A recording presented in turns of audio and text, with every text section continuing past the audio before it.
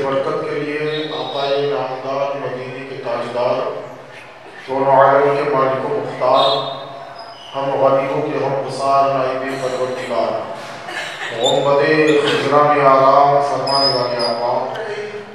मिट्टी या पत्थर को हमने पानी में डाला और वो डूब गया, तो इसमें कोई ताज्जुब की बात है? नहीं है। हमारी अकल जब इस पत्थर को डूबते हुए देखेगी तो वो यही कहेगी इसमें ताज्जुब क्या है ना। लेकिन अगर आप पानी के अंदर पत्थर को डालें या मिट्टी के ढेले को डालें और वो डूबने की बजाय अगर तैरने लग जाए, अब क्या है? आप फुटबॉल में हवा भरे, उसको पानी पर डाल दें और वो तैरने की बजाय डूब जाए, अब क्या है? अब क्या है?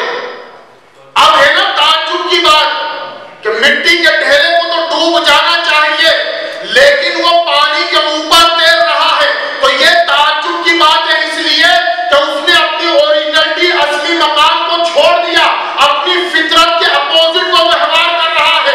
इस तरीके से फुटबॉल को पानी के ऊपर तैरना चाहिए था, लेकिन अगर वो डूब जाए तो हम कहेंगे वो अपनी फितरत के खिलाफ काम कर रहा है। इसमें ताज्जुब की बात है। हमारी अकल हैरान होगी कि पानी के ऊपर फुटबॉल को तैरना चाहिए, डूब कैसे गई? पत्थर को डूब जाना चाहिए, तैर कैसे रहा है? यह ताज्जुब की बात है। अब आप मेराज की रात को आप उठा करके देखो, जब हर चीज का असली मकाम है तो आमिना के लाल का भी तो कुछ असली मकाम होगा, कुछ ओरिजिनलिटी होगी कि नहीं होगी? मेरे नबी की भी कुछ हकीकत है कि नहीं? जब हमने कुरान से नबी की हकीकत को तो पूछा तो कुरान ने कहा कद जाअकुम मिनल्लाहि नूर, कि नबी की हकीकत नूर है। नबी की हकीकत नूर है। अब नूर के असली मकाम को तलाश करो। नूर का असली घर कौन सा है? नूर का असली मकाम तलाश करो कि नूर का असली घर कौन सा है। तो जब हमने आदम की तखलीक को उठा करके देखा और आदम की तखलीक से पहले उठा करके देखा, और जब हमारी नजर से ये हदीस पाक गुजरी कि अव्वलु मा खलक़ल्लाहु नूरी व अना मिन नूरिल्लाह, कि रब तबारक व तआला ने सबसे पहले मुझ मोहम्मद सल्लल्लाहु अलैहि वसल्लम के नूर को पैदा किया। सुभान अल्लाह, नारे तकबीर, अल्लाहु अकबर, रिसालत या रसूलल्लाह, जश्न मिराजुन नबी मुबारक हो, सुन्नत जिंदाबाद जिंदाबाद। जब रब ने सबसे पहले हमारे नबी के नूर को पैदा किया तो कहीं तो रखा होगा, कहीं तो रखा होगा। अब जहां वो नूर रहा तो उस नूर का असली मकाम है, वो उसकी हकीकत है, वो उसका असली मकाम है। अब नूर रहा कहां? बात अब ये है, अब वो नूर रहा कहां? तो जिब्राइल ने जब आका ने जिब्राइल से उम्र पूछी थी तो जिब्राइल ने कहा था या रसूलल्लाह 72,000 मर्तबा मैंने उस तारे को चमकते हुए देखा है। उस तारे को चमकते हुए देखा, तो अब उस तारे का असली मकाम कहां है? जब हमने किताबों को खंगाला, सूफिया की बारगाह के अंदर पहुंचे, मुफ्तियों की बारगाह के अंदर पूछे, अकाबिरीन की बारगाह के अंदर पहुंचे और हमारा सवाल रखा कि आप बताएं कि नूर का असली मकाम क्या है? तो बताने वालों ने बताया, लिखने वालों ने लिखा कि नूर का असली मकाम बाला, मकाम आला है, कि रब का कुर्ब खास नूर का असली मकाम है। अब अगर मेराज की रात में ये नूर अपने असली मकाम में चला गया तो ताज्जुब क्या है? गया तो अपने असली मकाम में ही है, ताज्जुब तो है ही नहीं। क्यों?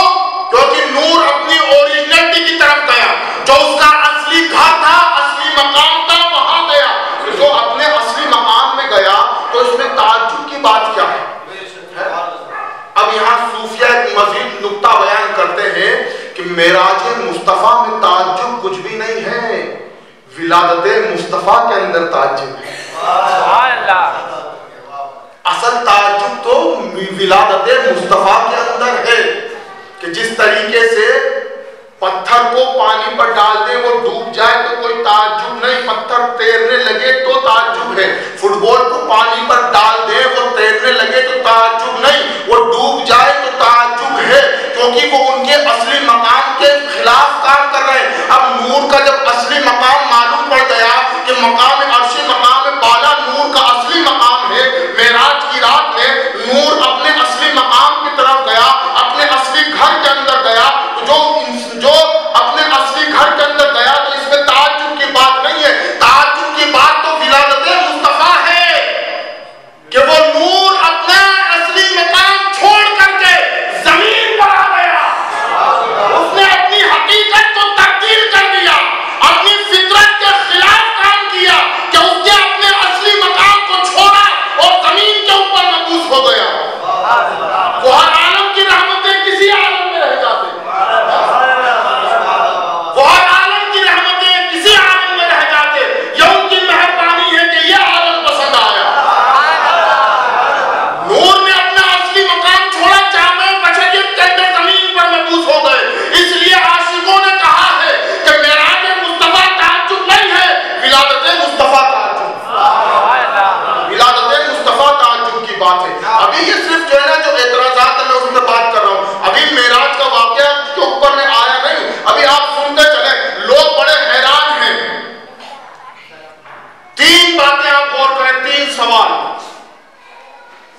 मेराज जिस्मानी थी कि रूहानी? क्या साहब, मेराज जिस्मानी थी कि रूहानी थी? दूसरा सवाल, मेराज कहां से कहां तक हुई? मेराज कहां से कहां तक हुई? तीसरा सवाल, मेराज किस लिए हुई? तीन सवाल। इन्हीं तीन सवालों के अंदर उस जमाने के मुशरिक भी उलझे हुए थे और आज के कलमा पढ़ने वाले भी उलझे हुए थे।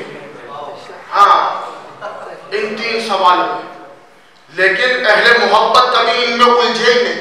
हम तो सारे चैप्टर मानने वाले कि जैसे उनके सामने मेराज का जिक्र किया उन्होंने फौरन तस्दीक कर दी कि मैं तस्दीक करता हूं, अगर उन्होंने ऐसा कहा तो मैं कबूल करता हूं।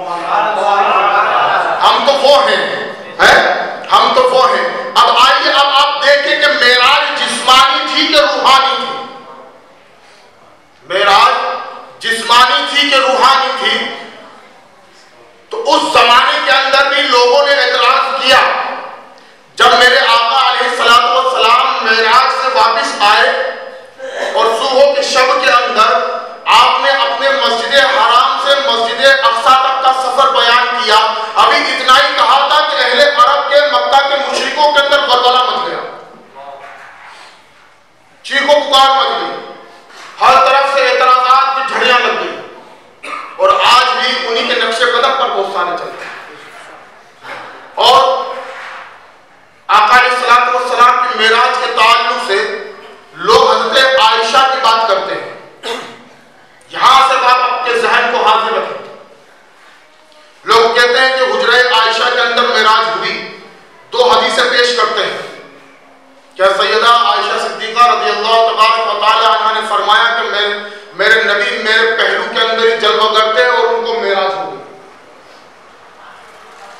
पहलू में ही जलवा करते और उनको मेराज हो गई, वो कहीं नहीं गए। और दूसरी बात, जब उनसे किसी ने नबी की मेराज के ताल्लुक से पूछा कि क्या आका अलैहिस्सलातु वस्सलाम ने अपने सर की आंखों से अपने रब का दीदार किया, तो आपने इनकार फरमा दिया कि वो मेरे हुजरे से बाहर निकले ही नहीं। तो यह आलम रूहानियत की मेराज है, जिस्मानी मेराज नहीं है। अब आप यहाँ सैयदा आयशा सिद्दीका रज़ियल्लाहु तबारक व तआला अन्हा की तारीफ को आप उठा करके देखें। यहाँ पे एक बात और अर्ज करता चलूं कि अहले सुन्नत वल जमात का 1450 साल से ये मौक़िफ़ है कि मेरे आका को सिर्फ एक मेराज नहीं हुई। आप कितनी मेराज जानते हैं? हमारे नबी को कितनी मेराज हुई? ये जो रिवायत सैयदा आयशा की पेश की जाती है कि हुजरा आयशा के अंदर मेराज हुई, ये रूहानी मेराज की रिवायत है।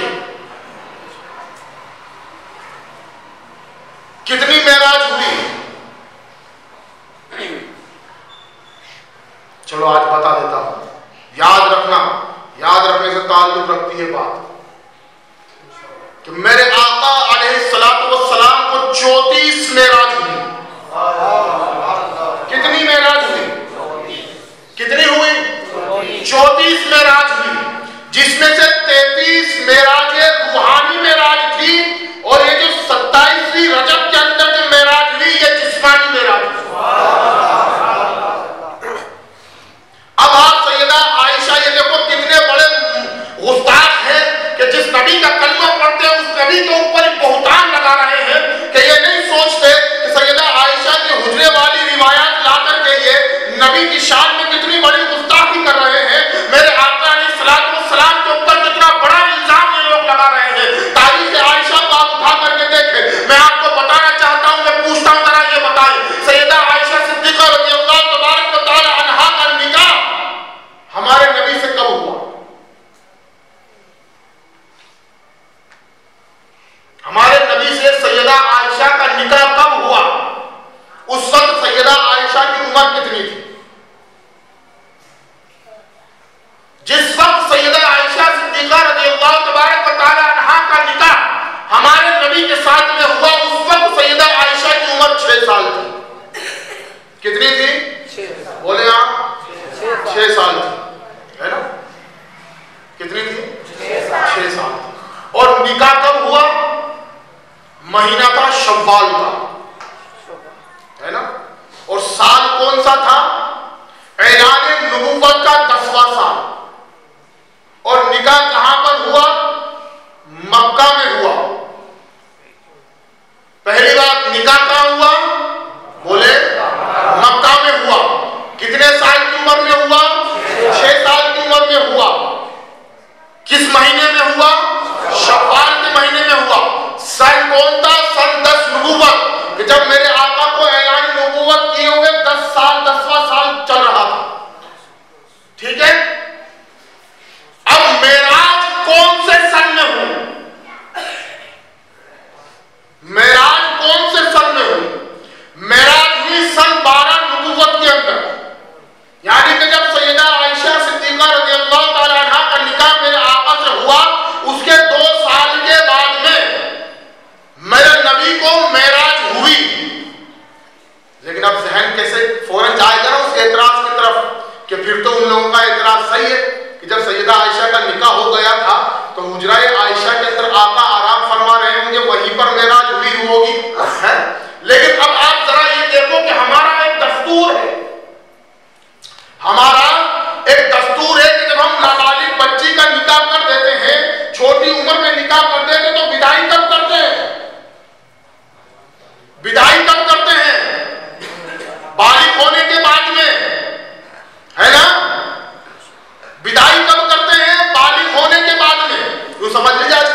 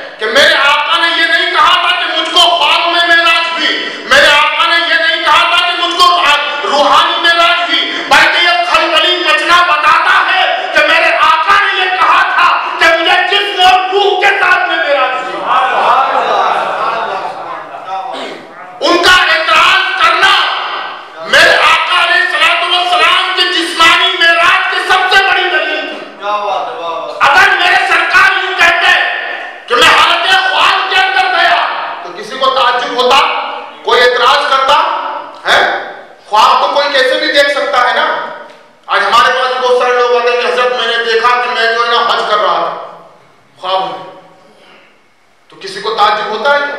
हम तो उल्टा दुआ दे देते हैं क्या करीब भाई तेरे नसीबे के अंदर हज होगा या कोई नेकी तेरी बड़ी रब की बारगाह के अंदर मकबूल हो रही होगी इसलिए इतना अच्छा ख्वाब नजर आया। लेकिन एतराज किया क्या? इनकार करा नहीं ना है। अगर कोई ख्वाब में कहे कि मैं दावत में बैठा हूं, यहीं से बैठे बैठे मैं फला जगह गया फला जगह गया फला जगह गया और पूरा हिंदुस्तान घूम लिया मैंने आलम ख्वाब के अंदर, तो किसी को कोई एतराज है? नहीं होगा ना, नहीं होगा ना। और अगर कोई ये कहे कि मैं यहीं बैठे बैठे मैंने अपने जिस्म और रूह के साथ में पूरा हिंदुस्तान घूम लिया, तब ताज्जुब होगा ना, तब एतराज होगा। अहले मक्का के मुशरिकों का एतराज बताता है, यह दलील है।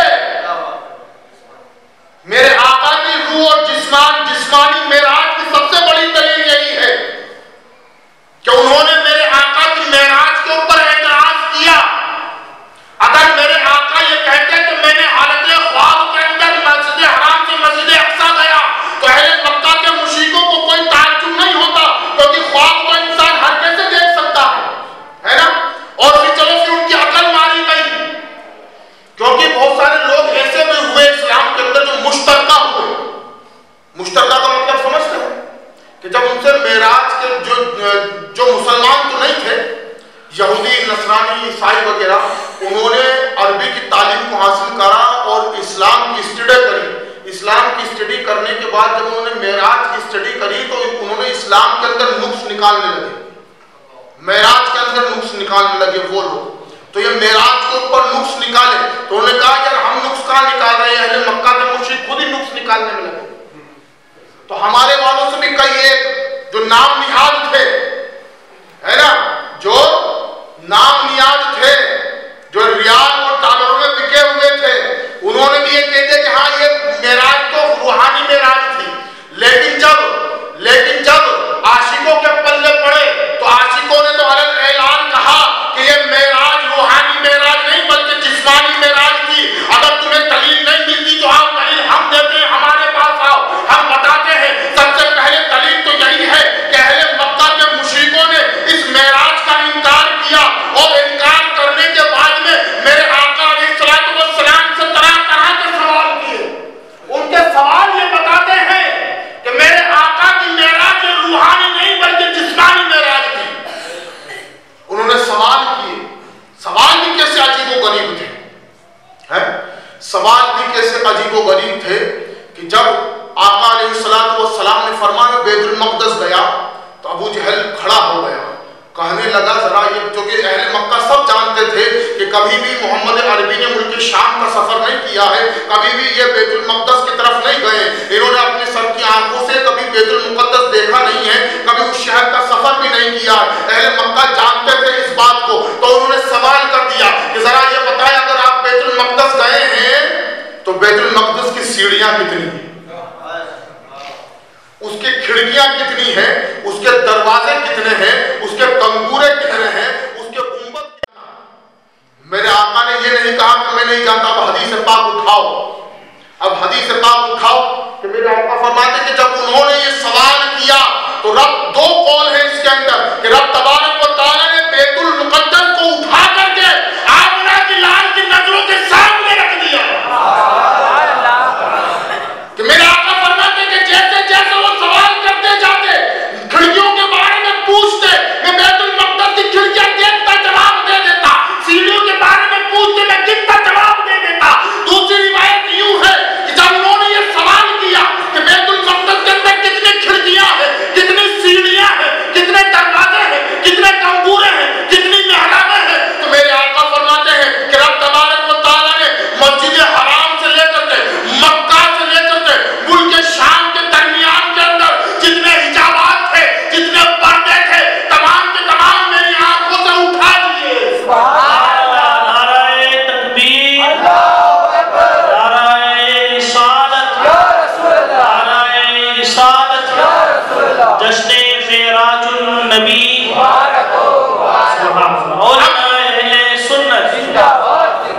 अब इसके ऊपर भी कोई एतराज कर सकता है कि बोले कैसी बात करते हो मौलाना कि बैतुल मुक़द्दस तो इन पत्थरों का बना हुआ उठा करके कैसे सामने रख दिया, इतनी सी देर में कैसे आ गया। हम कहते हैं कुरान पढ़ो,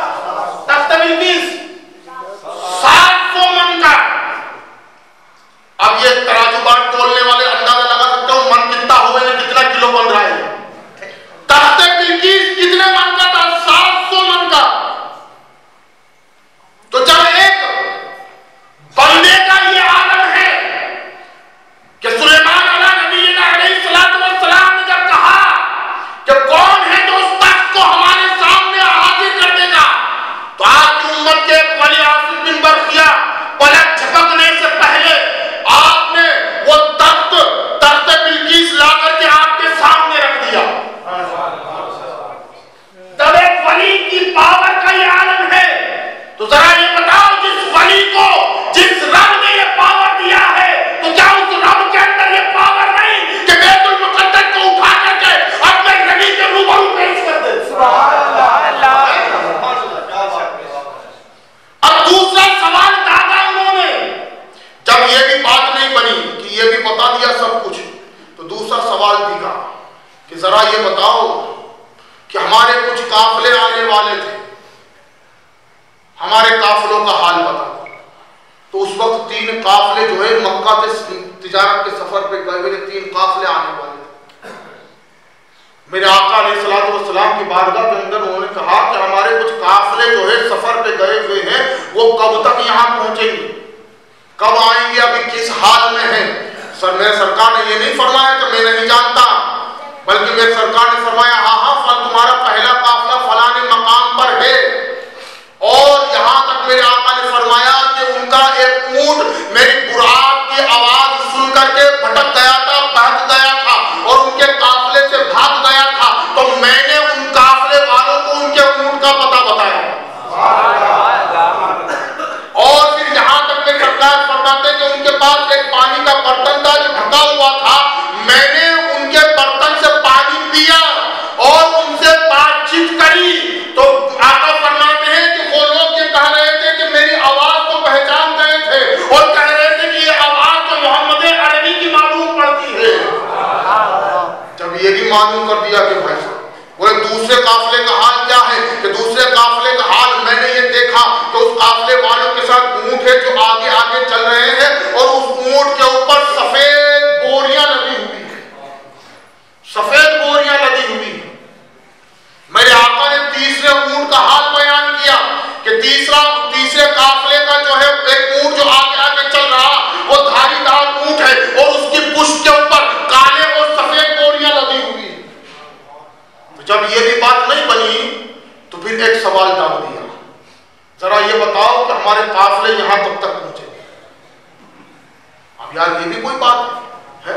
अब काफिले वाले जब काफिला कहीं जाता है तो कहीं पर पड़ाव डाल दे, 1 दिन रुक जाए, 2 दिन रुक जाए, 3 दिन रुक जाए, 5 दिन कयाम कर ले, ना आए 5 दिन तक वहीं पर कयाम कर दे, नहीं आए।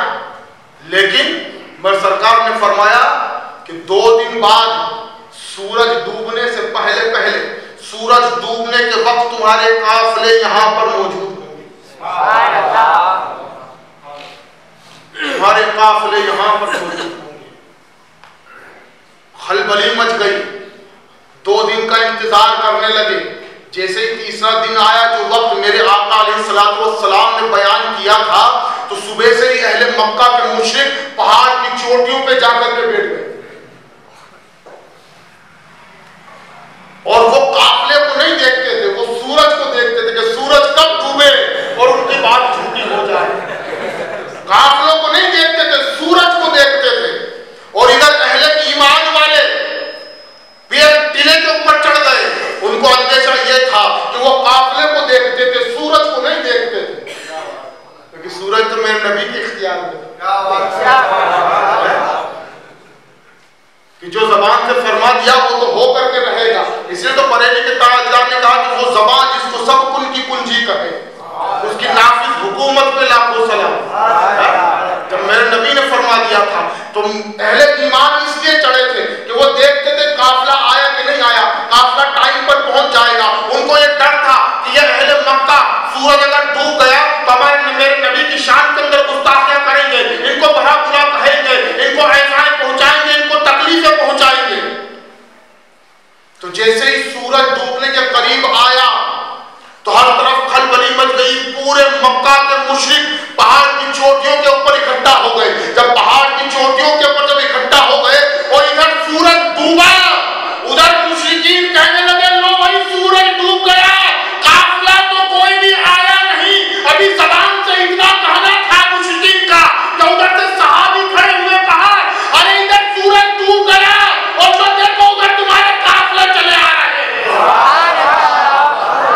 तुम्हारे काफिले चले आ रहे हैं। या रसूल अल्लाह,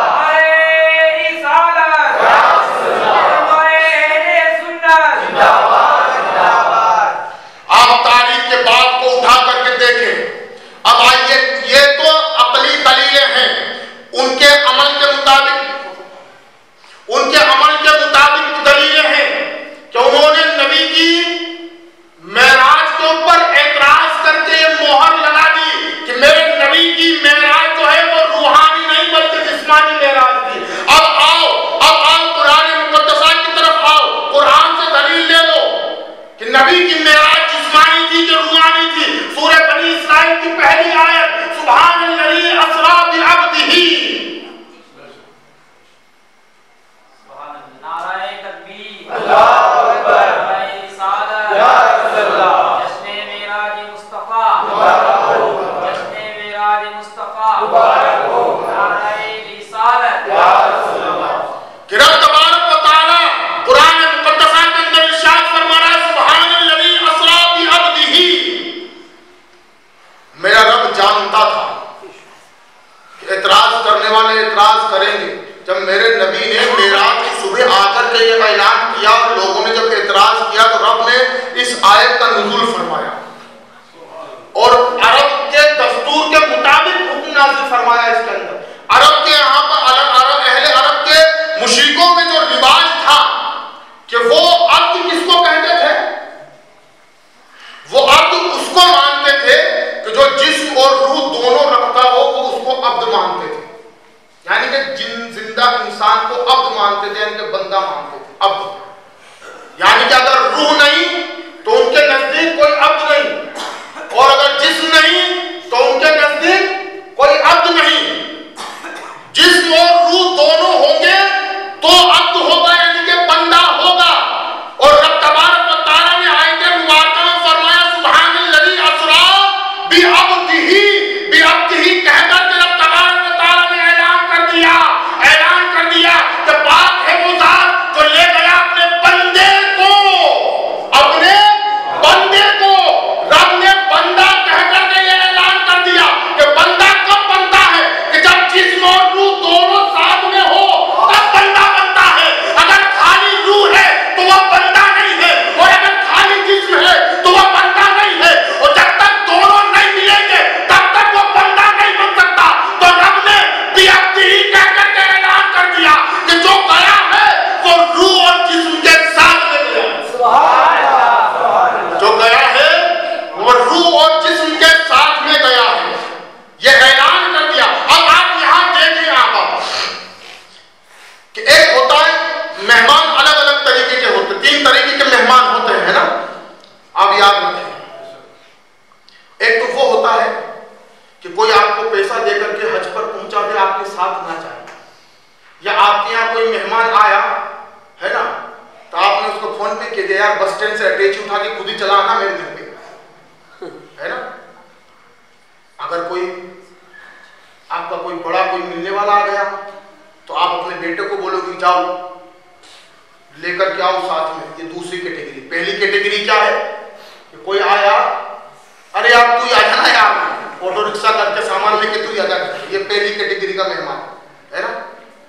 दूसरी कैटेगरी का मेहमान कि कोई थोड़ा कुछ खास है तो आपने अपने बेटे को पहुंचा दिया, जाओ वो आए उनको लेकर के आना। और तीसरी कैटेगरी का मेहमान कि वो इतना खास है कि ना तो किसी यार को पहुंचाया, ना किसी दोस्त को पहुंचाया, ना किसी अजीज को पहुंचाया, ना किसी अकारिब को पहुंचाया, किसी को नहीं पहुंचाया, खुद लेने के लिए जाना, खुद लेने के लिए जाना है ना। तो अब मेराज की रात को आप देखें, मेरे आका मेराज पर गए, मेरे आका मेराज पर नहीं गए,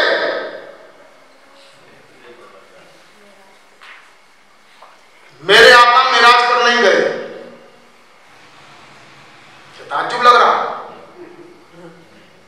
हाँ, नहीं गए, मेराज पर नहीं गए बल्कि ले जाए गए।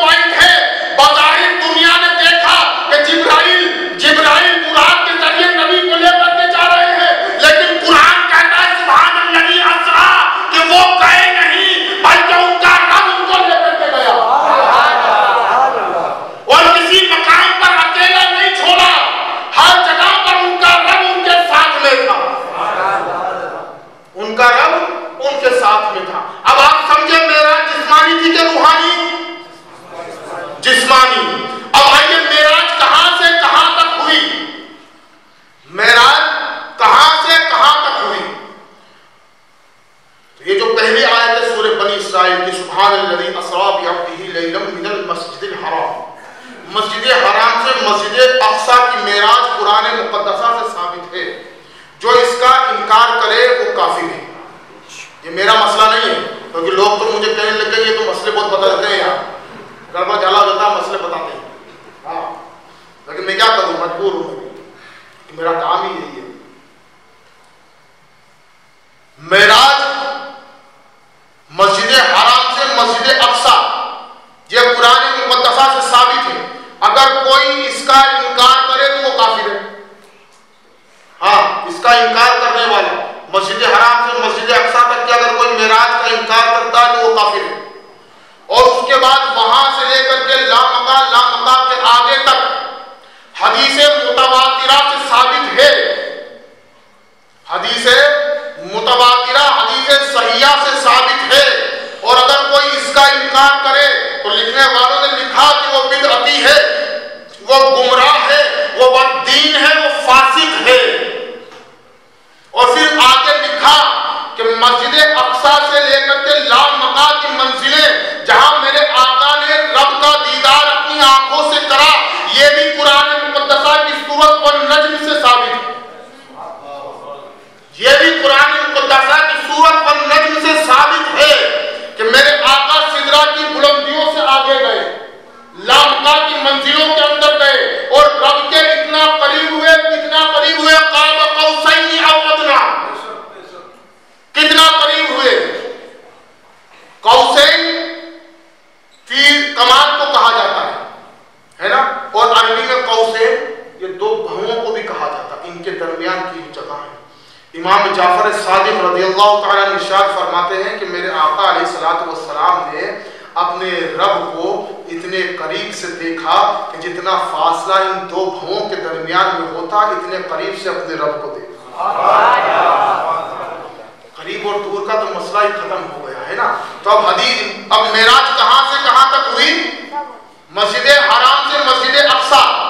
यह कुरान मुक़द्दसा की सूरह बनी इसराइल की पहली आयत से साबित है। अगर कोई इनकार करे तो वो काफिर। और वहां से लेकर के लामका की मंजिलों तक की मेराज भी कुरान से साबित और हदीस सहिया से साबित। कमोबेश 45 सहाबा इकराम ने हदीस सहिया से इसको रिवायत किया है। कितने सहाबा इकराम ने? 45 सहाबा इकराम ने इसको हदीस सहिया से साबित किया। तो जो इसका इनकार करे तो गुमराह और बददीन है। दूसरा सवाल आपका पूरा हुआ है ना। अब तीसरा सवाल कि मेराज किस लिए हुई? मेराज किस लिए हुई? तो सूरह बनी इसराइल की यही पहली आयत आपकी रहनुमाई करती है कि सुब्हानल्लज़ी अस्रा बिअब्दिही लैलन मिनल मस्जिदिल हराम इलल मस्जिदिल अक़्सल्लज़ी बारकना हौलहू लिनुरियहू मिन आयातिना।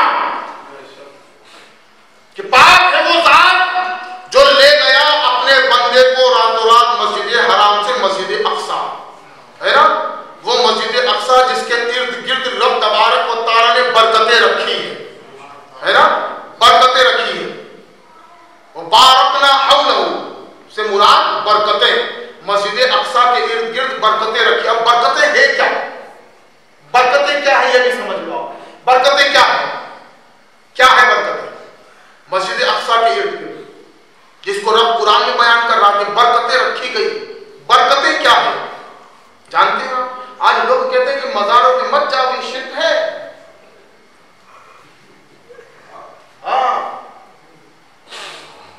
लेकिन कुरान कहता है रब ने मस्जिद अक़सा के इर्द गिर्द बरकतें रखी।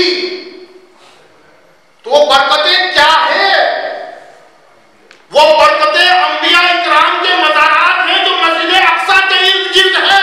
रब तबारक व तआला उन मज़ारात को बरकतें फरमा रहा है कि हमने मस्जिद अक़सा के इर्द गिर्द बरकतें रखी है कि अंबिया और रसूल उसके इर्द गिर्द आराम फरमा है। उनके मज़ार मुक़द्दसा वहां पर मौजूद है जिनको रब बरकतें कह रहा है।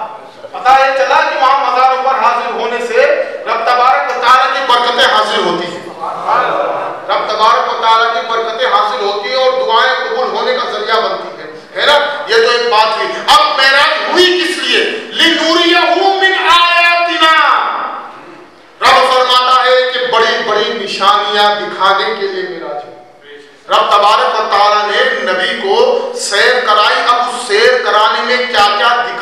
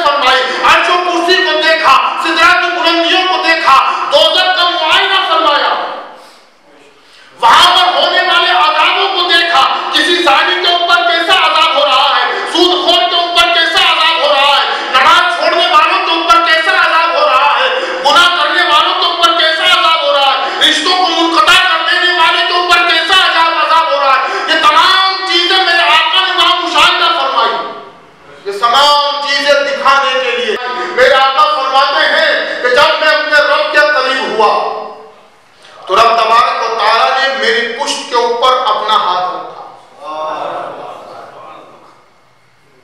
अब लोग नबी के इल्म गैब की बात करते हैं यार, है? और मेरे आका क्या फरमाते हैं कि मेराज की रात में जब मेरे रब ने मेरे पुष्ट के ऊपर अपना हाथ रखा, अब ये हाथ हमारे तुम्हारे हाथ जैसा नहीं, अकीदा बना रहे कि हमारे तुम्हारे हाथ जैसा, तो हाँ ये तो रब जाने कि रब का हाथ कैसा है। हाँ हमको तो ये अकीदा रखना है कि वो जिस्मो जिस्मानियत से पाक है। हाँ ये तो समझाने के लिए एक बात कही जा रही है कि रब तबारक सलाम ने इरशाद फरमाया कि रब तबारक व तआला ने मेरी पुष्ट के दोनों कंधों के दरमियान में अपना हाथ रखा तो उसकी ठंडक मेरे सीने के अंदर पहुंची और मेरे सीने के अंदर जो कुछ पहले हो चुका था वो सारा इल्म हो गया, वो सारी मालूमात मेरे सीने के अंदर उतार दी गई और कयामत तक जो कुछ होने वाला था वो सारा इल्म मुझे अता फरमा दिया। मेरे आका फरमाया करते थे कि जब मेराज से वापस आ गए तब फरमाया करते थे कि मुझे आज भी अपने रब के हाथ की ठंडक अपने सीने के अंदर महसूस होती। ये मेराज कहां से कहां तक हुई, मेराज किस लिए हुई, ये तीन बात आपके समझ में आई है ना। अभी वाकया मेराज अभी शुरू नहीं करा मैं, अभी जो तमहीदी गुफ्तगू थी जो इतराजात होते हैं मैं उसी पे बात कर रहा वाकया तो जरूरी है ना। लेकिन उससे पहले मैं आपको एक वाकया सुनाता हूं, ईमान ताजा हो जाएगा कसम खुदा की। ये ईमान ना करके नबी की मेराज का इनकार कर रहे हैं, लेकिन यहूद और नसारा नबी की मेराज को पहचान लिया। जिस रात मेरे आका मेराज से वापस आए, जिस रात मेरे आका मेराज से वापस आए तो मक्का की गलियों के अंदर एक खातून को देखा जो रोती जाती थी, जारो कतार हो रही थी, उसके कंधे के ऊपर बोझ पड़ा हुआ था, बोरियां लदी हुई थी। मेरे आका अलैहिस्सलाम ने जब उस खातून को देखा तो मेरे आका को पहचानती थी। मेरे आका अलैहिस्सलाम और यहूदी की खादिमा थी। किसकी खादिमा थी? यहूदी की खादिमा थी। जब मेरे आका अलैहिस्सलाम ने उसको रोते हुए देखा तो पूछा कि जरा ये बता रोती क्यों है, तो कहने लगी मैं बीमार हूं और मेरे आका ने मेरे मालिक ने ये बोरियों का बड़ा भारी भरकम काम मुझे दे दिया। अब काम मुझसे होता नहीं है, ये बोरियां मुझसे उठाई नहीं जाती, लेकिन इसको मालिक के घर पर पहुंचाना भी जरूरी है। ये तकलीफ मुझसे बर्दाश्त नहीं हो रही, इसलिए मैं सारे पताल होती चली जा रही हूँ। तो मेरे आका अलैहिस्सलाम ने इरशाद फरमाया था, अच्छा अल्लाह चल मैं तेरी मदद फरमा देता हूँ। अभी वो मेराज से आए हैं, देखिए आप, और उस औरत की बोरियां मेरे आका ने अपने कांधे के ऊपर उठा ली। अल्लाह आज कोई हज करके आए तो एक गिलास पानी उठ कर हिल करके नहीं पीवे हैं, 5-10 खादिम किया, अरे हाजी साहब को पानी पिलाना है ना। और वहां मेरे सरकार मेराज पे रब का दीदार करके आए हैं और आए तो गली में उस खादिमा की बोरियों को मेरे आका ने अपने कंधे पर उठा लिया। अपने कंधे पर उठा करके लेकर के चले तो खादिमा वहीं रुकी रही, रो रही। मेरे आका ने पूछा रोती क्यों है, चलती क्यों नहीं?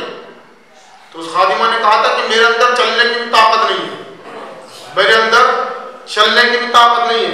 तो मेरे आका अलैहिस्सलाम ने इरशाद फरमाया अगर तेरे में चलने की ताकत नहीं है तो चल ऐसा कर कि मेरी चादर का पल्लू पकड़ लो। लोग कहते हैं चादर पकड़ने में क्या बात है, ये तो हिले मोहब्बत जाने यार। हाँ बड़ी तासीर होती है, सच्चे दिल से अकीदत और मोहब्बत से किसी के दामन को पकड़ो तो सही। हाँ जब मेरे सरकार ने फरमाया कि मेरी चादर को पकड़ ले तो उस खादिमा ने जब आका अलैहिस्सलाम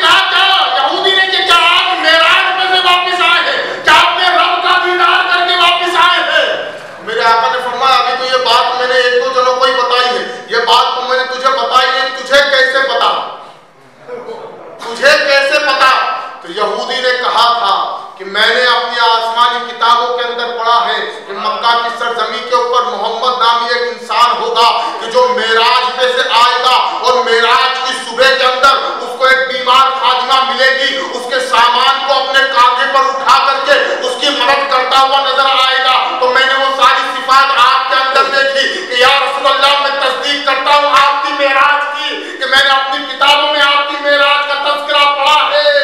आइए हाथ बढ़ाइए, मुझे भी इस्लाम में दाखिल कर लीजिए। और तारीख लिखने वालों ने लिखा कि वो यहूदी अकेला ईमान नहीं लाया, बल्कि उसके उसका पूरा कबीला ईमान लेकर के ये मेरे नबी की मेराज थी। गैरों ने नबी की मेराज को पहचान लिया कि उनकी किताबों में मेराज का तज़किरा था, तो उन्होंने मेराज को पहचान लिया। और ये कलमा पढ़ने वाले मेराज को नहीं पहचान। अब आप तारीख की और बात को आपको आगे उठा के चलो, हज़रत अबू सुफियान रज़ियल्लाहु अन्हु नबी ईमान लेकर के नहीं आए, है ना, ये उस जमाने की बात है कि ईमान लेकर के नहीं आए, मुल्क शाम के सफर की तरफ रवाना हुए। देखो अल्लाह तबारक व तआला ने इनकार करने वालों के जरिए ही मेराज के सबूत पैदा फरमा दिए। हाँ, जो लोग इनकार करते थे उन्हीं के जरिए अल्लाह तबारक व तआला ने मेराज के जिस्मानी और के सबूत पैदा फरमा दिए। हज़रत अबू सुफियान उनके शाम गए तो हरकल बादशाह के दरबार के अंदर पहुंचे। उस वक्त बैतुल मुक़द्दस उनके अहाते में आता था। पूरा मुल्क शाम एक ही था, बड़ा लंबा चौड़ा खित्ता था। अब तो हिस्सों में बांट दिया गया है ना, पूरा लंबा चौड़ा खित्ता था। जब हज़रत अबू सुफियान उस बादशाह की बारगाह के अंदर पहुंचे तो मेरे आका अलैहिस्सलातु वस्सलाम ने खूब बुराइयां करी। जब कोई दुश्मन होता है तब तो उसको अच्छाई नजर नहीं आती ना। लेकिन ये मामला कब का है, याद रखिए, हज़रत अबू सुफियान सहाबी रसूल हैं। हाँ, याद रखिएगा, सहाबी रसूल हैं। बाद में फतेह मक्का के दिन आप ईमान लेकर के आए, है ना, लेकिन ये बात फतेह मक्का के पहले की है, जब आप ईमान लेकर के नहीं आए थे। ये उस वक्त की बात बता रहा हूँ मैं आपको, है ना, जब हरकल बादशाह के कैसर रूम की बारगाह के अंदर पहुंचे और जो है उसके सामने आका अलैहिस्सलातु वस्सलाम की बुराइयां करने लगे। तो उस बादशाह ने कहा था कि ये जिसकी इस कबीले के अंदर, इस काफिले के अंदर तलाश करो जो मोहम्मद अरबी है, उनका कोई खास रिश्तेदार हो तो उसको बुला करके लेकर के आओ। तो हज़रत अबू सुफियान ने कहा था मैं उनका सबसे खास रिश्तेदार हूं। हाँ, क्योंकि एक आगे चल के हज़रत अब्दुल मुनाफ में जाकर के हज़रत अबू सुफियान का सिलसिला नसब आका से मिल जाता है ऊपर जाकर के। तो अबू सुफियान ने कहा था कि मैं उनका सबसे करीबी रिश्तेदार हूं। और आका अलैहिस्सलातु वस्सलाम की बुराइयां करने लगे। उसके बाद ये मेराज की बात हज़रत अबू सुफियान ने छेड़ दी कि बड़ा बादशाह सलामत, जरा ये बताएं कि आपको इस बात का यकीन होता है कि कोई ये दावा करे कि वो रातों रात मस्जिद हराम से मस्जिद अक्सा गया, वहां से लामका की सेर को गया और वहां से वापस भी चला आया, आने वाहिद के अंदर कि ये हाल था। वो कहता है कि जंजीर भी हिल रही थी, बिस्तर भी गर्म था, जिस जगह वजू किया था वो जगह पानी भी बह रहा था। ये बात समझ में आती है, बात अकल में आती है कि ये वो जिन्होंने ऐलान नबुव्वत किया, जिनकी मैं बात किया करता हूं, ये उनका दावा है। अभी बादशाह को जवाब देना चाहता था तो बैतुल मुक़द्दस का जो मुजाहिद था, बड़ा पादरी, उसने कहा बादशाह जवाब मत देना, जबान से अभी कुछ ना कहना, जवाब मैं दूंगा, जवाब मैं दूंगा, जवाब तुम ना देना। जब उस पादरी ने वाक़या सुना तो उसने कहा कि हाँ ऐसा हुआ है। गैर तस्दीक कर रहे हैं, क्या ऐसा हुआ है कि अभी चंद रोज पहले बैतुल मुक़द्दस के तमाम दरवाजे बंद करने की जिम्मेदारी जब रात को मेरी हुआ करती है। जब मैं बैतुल मुक़द्दस के दरवाजे बंद कर रहा था तो पीछे का एक दरवाजा खुला हुआ था। मैंने जब उसको बंद करने की कोशिश करी तो किसी हाल में बंद नहीं होता था। मैं बंद करने की कोशिश करता था मगर बंद नहीं होता था। तो मैंने कुछ लोगों को बुलाया, क्या मेरी मदद करो इस दरवाजे को बंद करने के अंदर। जब दरवाजे को सबने मिलकर के बंद करने की कोशिश करी तो दरवाजा बंद नहीं हो रहा था। तो हमने सोचा दरवाजे के अंदर कुछ खराबी आ गई, सुबह सुथार को बुला करके दरवाजा सही करा लेंगे। लेकिन जब मैं सुबह को पहुंचा तो मैंने देखा कि दरवाजा बंद हो चुका था। मैंने दरवाजा बंद किया, दरवाजा बंद हो गया। तो मैंने सोचा क्या पता क्या मामला हुआ। लेकिन जब मैं वहां से आगे बढ़ा तो मैंने देखा एक पत्थर के अंदर एक सुराख हुआ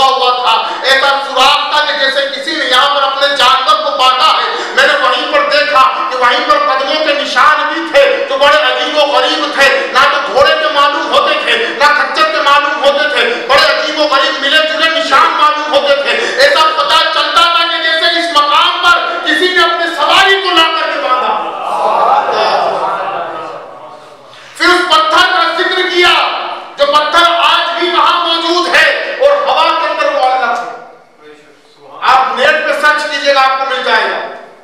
आज भी वो पत्थर वहां मौजूद है, ना तो जमीन पर है ना ऊपर जमीन से उठा हुआ है और हवा में लटका हुआ है। वो पत्थर दिखाया कि ये मामला उसी दिन से मैं देख रहा हूं। मेरी सरकार की मेराज की तस्दीक की जा रही है। आप देखें तो सही है, गैर लोग मेराज की तस्दीक कर करके ईमान लेकर के आ रहे हैं और अहले ईमान तो कलमा पढ़ने का दावा करते हैं। वो कहते हैं कि मेराज कैसे हुई है, मेराज कैसे हुई और मेराज में हुआ क्या है? वही है अव्वल, वही है आखिर, वही है जाहिर, वही है बातिन। उसी के जलवे, उसी से मिलने, उसी से उसकी तरफ गए थे। अब मेराज का वाकया क्या है? अब आ जाए आप वाकये की तरफ, है ना, और फिर अपनी गुफ्तगू में समेट दूंगा इंशाअल्लाह ताला। मेराज का वाकया, मेराज आखिर वजह क्या हुई मेराज की? है मेरे आका ने जिस दिन मेराज हुई वो दिन मेरे आका ने बड़ी मशक्कतें करी, मेहनतें करी, लोगों के अंदर दीन की तबलीग करी। जब कई एक लोगों को दीन की दावत दी और कोई ईमान नहीं लाया तो मेरी सरकार के ऊपर बड़ा गिरा गुजरा, मेरी सरकार को बड़ी तकलीफ हुई, मेरी सरकार को बड़ा रंज हुआ, मेरी सरकार को बड़ा गम हुआ। जब मेरी सरकार को बड़ा गम हुआ तो मेरे आका हजरत उम्मे हानी के घर पर जाकर के सो गए। हजरत उम्मे हानी के घर पर जाकर के आराम फरमा रहे थे। अब उम्मे हानी है कौन? मौलाए कायनात अलीउल मुर्तजा की सगी बहन है। उनके घर पर जाकर के अब जाने वाला जाग किस अंदाज से रहा है, आराम किस अंदाज से कर रहा है। आप देखें जब इंसान सोता है तो जब चादर ओढ़ के सोता है तो चादर ओढ़ने का अंदाज क्या होता है? पूरे मुंह तक अपनी चादर को नहीं ढकता, हम गले तक अपनी चादर ओढ़ते हैं, है ना। लेकिन मेराज की रात देखें, मेरे सरकार ने गले तक चादर नहीं ओढ़ी, बल्कि ये उनका अंदाज बता रहा था कि बज़ाहिर दुनिया देख रही कि सो रहे हैं, लेकिन ला इनाम कल्बी के तहत आपका कल्ब जाग रहा है। मेरे सरकार ने चादर ओढ़ी तो सर से लेकर के पांव तक को ढक दिया और उम्मे हानी के घर की कुंडी भी लगा दी, कुंडी लगा करके सो रहे। अल्लाहु अकबर। रब तबारक व तआला ने जिब्राइल से इरशाद फरमाया, जिब्राइल आज मेरा महबूब बड़ा गमगीन है, आज मेरा महबूब बड़ा गमगीन है। तो आज जिस तरह से हम कभी तकलीफ में आ जाते हैं, परेशान होते हैं, टेंशन में होते हैं, लोग कहते हैं चलो यार घूम फिर आए, तफरीह कर आए, शेयर कर आए तो मूड फ्रेश हो जाएगा, है ना। घूमने निकल जाते हैं ना, घूम आए तो मूड फ्रेश हो जाएगा। तो मेरे आका अलैहिस्सलातु वस्सलाम जब गमज़दा हो तो उनको तफरीक कराने के लिए रब तबारक व तआला के अपनी सिफात तैयबा के साथ अपने साथ लेकर के जाता है। ये मुस्तफ़ा प्यारे का मकाम व मर्तबा है। उनकी दिलजोई करने के लिए रब तबारक व तआला उनको आसमानों की सैर कराता है, अपना दीदार कराता है। अब यहाँ मैं एक बात बताता हुआ चलो सुनिए, देखिए बेअब्तिही के अंदर एक बड़ा प्यारा पॉइंट है। ये जो मेराज जो है ना, मेराज जो है एक बंदे की मेराज है। मेरे आका अलैहिस्सलातु वस्सलाम की सबसे छोटी सिफ्त जो है उसका इनाम मेराज है। मेरे आका अलैहिस्सलातु वस्सलाम की सबसे छोटी सिफ्त बंदा होना, बंदा होना, यह उसका इनाम है मेराज। तो अब आप जरा सोचें कि रसूल होने की सिफ्त का इनाम क्या होगा, पैगंबर होने की सिफ्त का इनाम क्या होगा, और सबसे बड़ी बात यह कि महबूब होने का इनाम इकराम क्या होगा। ये तो बंदा होने का इनाम है कि जब गमज़दा हो तो रब तबारक व तआला अपना दीदार अता फरमा करके उनके गम को दूर कर दे। तो जब महबूबियत का मकाम व मर्तबा क्या होगा, महबूबियत का इनाम व इकराम कैसा होगा। मेरे आका अलैहिस्सलातु वस्सलाम आराम फरमा रहे,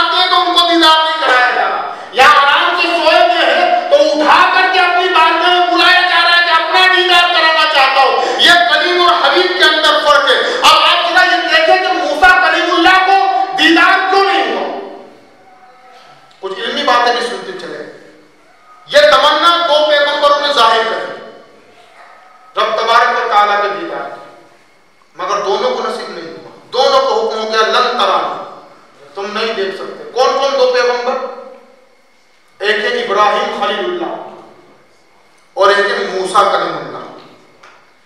इब्राहिम खलीलुल्लाह ने रब की बारगाह के अंदर अर्ज क्या किया था कि मौला तू कयामत में लोगों को जिंदा कैसे करेगा, मैं ये देखना चाहता हूं, है ना।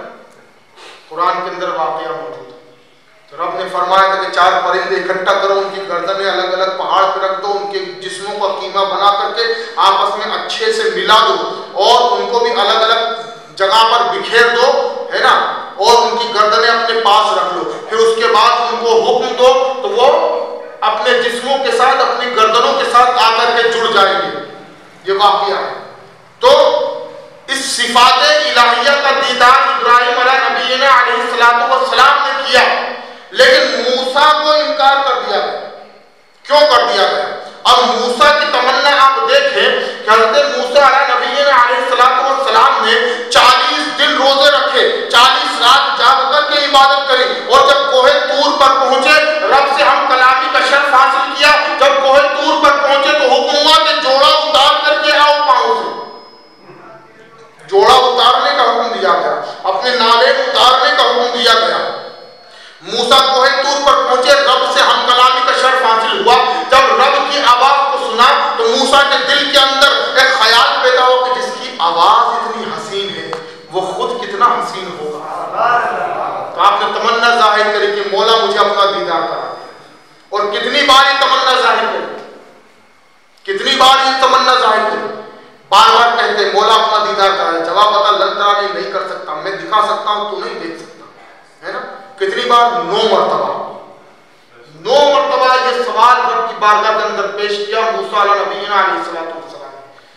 फिर रब तबारक व तआला ने इरशाद फरमाया कि मूसा अच्छा चलो हमारा दीदार करने से पहले हमारी पैदा करदा मखलूक का दीदार कर लो।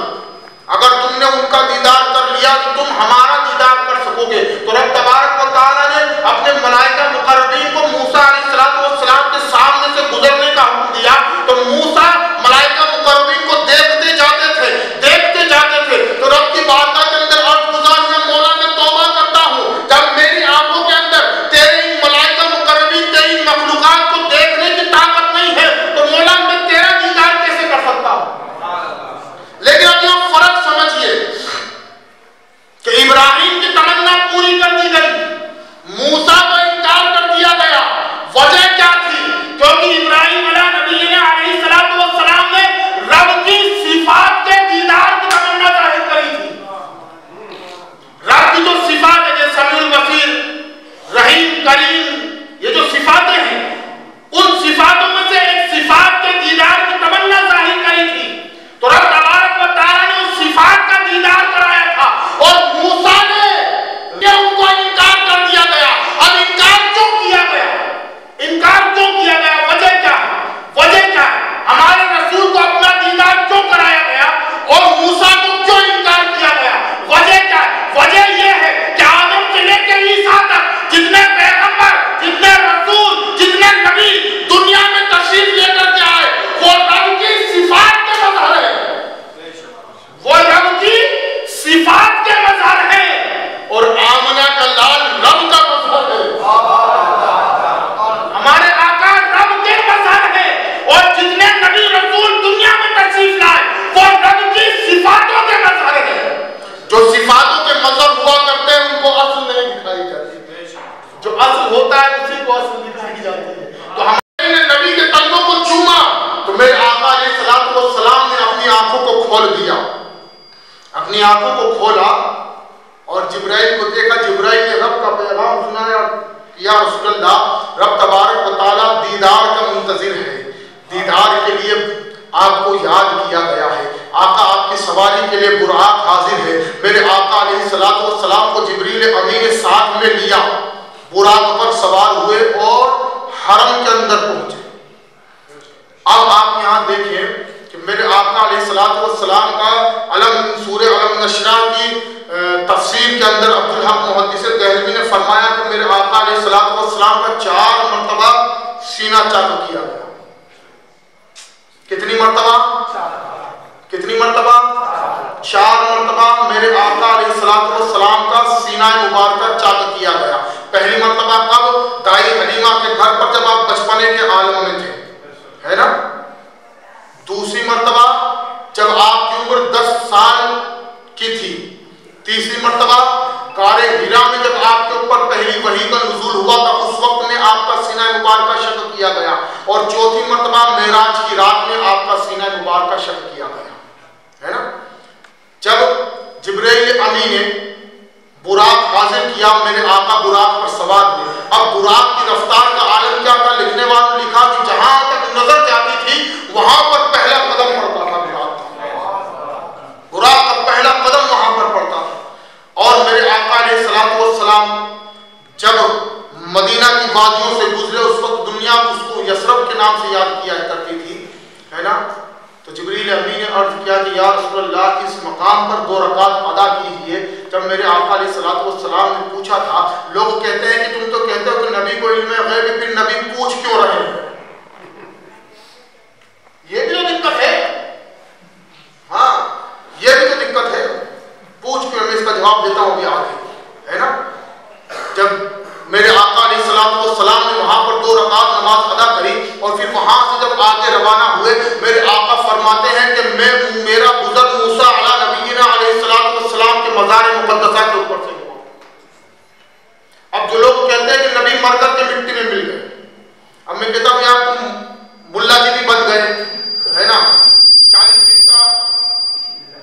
दिन का चिल्ला भी काट लिया है, 1 साल भी लगा लिया तुमने, पूरी जिंदगी होगी लगाते लगाते, फिर भी तुम कहते हो तुमने हदीस पाक उठा करके नहीं देखी कि मेरे आका खुद तुम्हें नबी के ज़बान के ऊपर भरोसा नहीं, नबी के कौल के ऊपर भरोसा नहीं, तो किसके कौल पर भरोसा करोगे?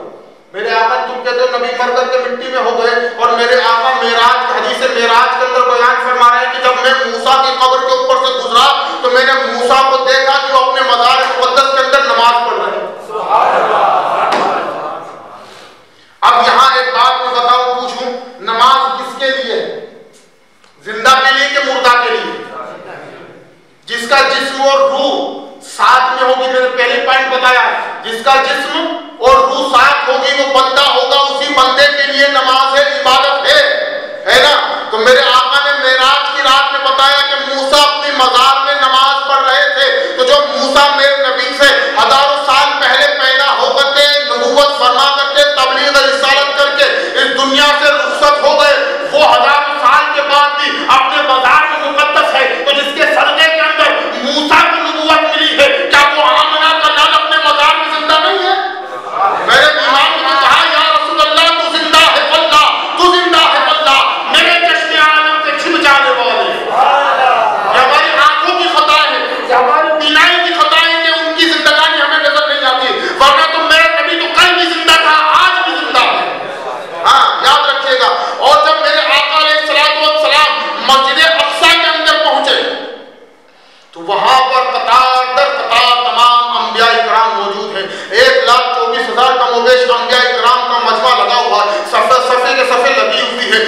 अंबिया इकराम अपने इमाम का इंतजार कर रहे हैं। वहां पर पहुंचने के बाद में तमाम अंबिया इकराम ने अपनी अपनी तकरीरें पेश करी और उसके बाद सबने मुत्तफिक फैसला यही किया कि आज इमामत के सबसे ज्यादा हकदार तो या रसूलल्लाह आप ही हैं। और अच्छा ये बताएं, मेराज की रात में मस्जिद अक्सा के अंदर नमाज का अहतमाम क्यों किया? रब तबारक व तआला डायरेक्ट भी तो मेराज पर बुला सकता था। मस्जिद अक्सा में नमाज का क्या मसला था? नमाज का क्या मसला? नमाज अक्सा में कहा यही सिर्फ आया हूं मानी अव्वलो आखिर, दस्त बस्ता है पीछे हाजिर जो सल्तनत आगे कर गए थे। नबी के मकाम और मर्तबे को बताना था, उस वादे को पूरा करना था जो रोज़े अजल के अंदर रब तबारक व तआला ने अंबिया इकराम अलैहिस्सलाम से लिया था कि जब मेरा महबूब अगर तुम्हारे जमाने में आ जाए तो तुम्हारा लाजिम होगा कि तुम उसके ऊपर ईमान लेकर के आओ। उस वादे को पूरा करना था, इसलिए मस्जिद अक्सा की नमाज का अहतमाम किया गया, मस्जिद अक्सा के अंदर नमाज का इंतजाम किया गया। मेरे आका अलैहिस्सलातु वस्सलाम ने मस्जिद अक्सा के अंदर नमाज के लिए पढ़ाई, इमामत फरमाई। अब यहाँ पर सरकार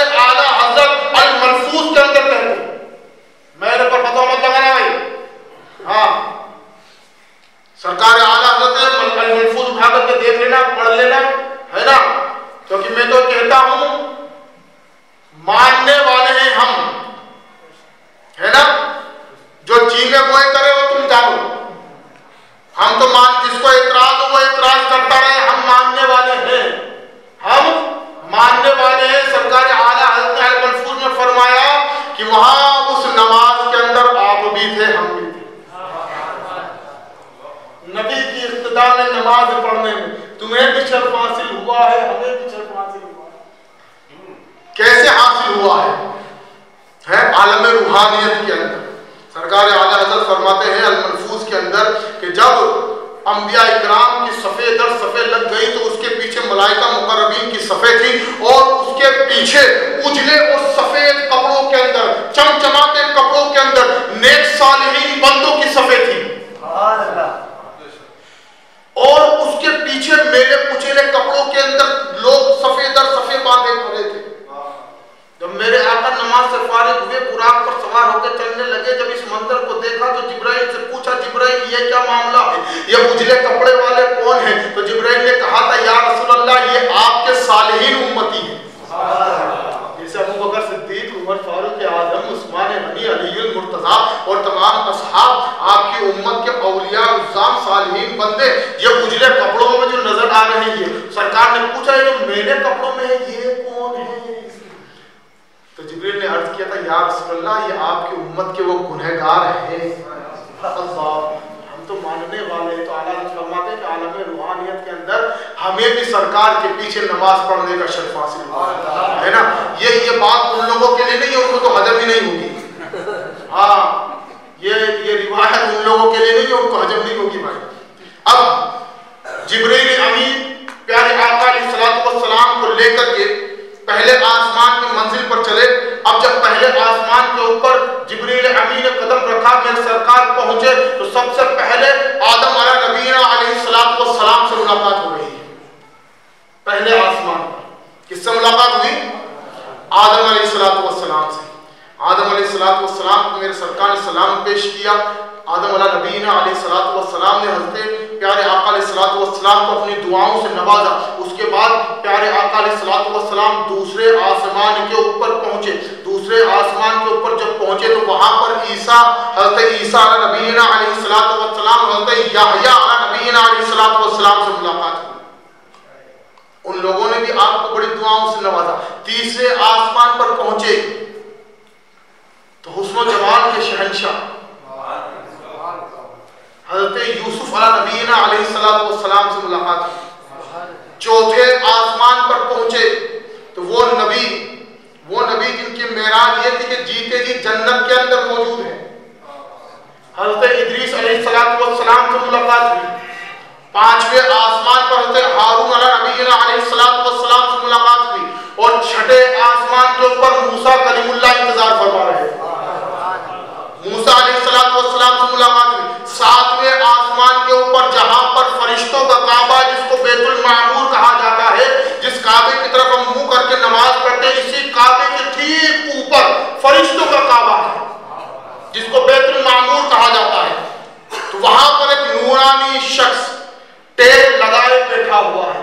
मेरे आका फरमाते हैं कि जब मैंने उनकी तरफ नजर करी तो उनकी नजर मुझे, उनका चेहरा मुझे अपने दादा से मिलता जुलता हुआ नजर आया। उनका चेहरा मुझे अपने दादा से मिलता जुलता हुआ नजर आया। जब और करीब हुआ तो पता चला वो हज़रत इब्राहिम नबीना अलैहिस्सलातु वस्सलाम, इब्राहिम नबीना अलैहिस्सलातु वस्सलाम से बातचीत हुई, सलाम कलाम हुआ। तो इब्राहिम नबीना अलैहिस्सलातु वस्सलाम का हमारे ऊपर कितना बड़ा करम है कि आपने हमारे लिए कुछ वसीयत फरमाई, हमारे लिए एक पैगाम दिया। मेरे आका से अर्ज किया कि या रसूलल्लाह, प्यारे आका, मैं आपकी उम्मत के लिए एक इनाम, एक तोहफा देना चाहता हूं जो आप मेरी तरफ से अपनी उम्मत को पहुंचा दीजिए। क्या तोहफा दिया जानते हो? हज़रत इब्राहिम नबीना अलैहिस्सलातु वस्सलाम ने अर्ज किया कि या रसूलल्लाह, आपकी उम्मत से फरमा दीजिएगा कि अगर वो मौत की सख्ती से बचना चाहते हैं, अगर वो मौत की सख्ती से बचना चाहते हैं तो अपने रब का खूब जिक्र अस्कार किया करे। जो जितना अपने रब का जिक्र अस्कार करेगा वो उतना मौत की सख्ती से आसानी से बच जाएगा। दूसरी वसीयत फरमाई कि जब आपकी उम्मत का कोई इंसान कोई टेंशन में हो, कोई परेशानी में हो, किसी परेशानी के अंदर मुब्तला हो जाए, टेंशन में हो जाए, डिप्रेशन के अंदर चला जाए, तो या रसूलल्लाह उनको कहिएगा आपकी उम्मत को मेरी तरफ से पैगाम दीजिएगा कि खूब ज्यादा इस्तिग़फ़ार का विर्द करे, लाहौर शरीफ का विर्द करे, ला हौला वला कुव्वता इल्ला बिल्लाहिल अलिय्यिल अज़ीम।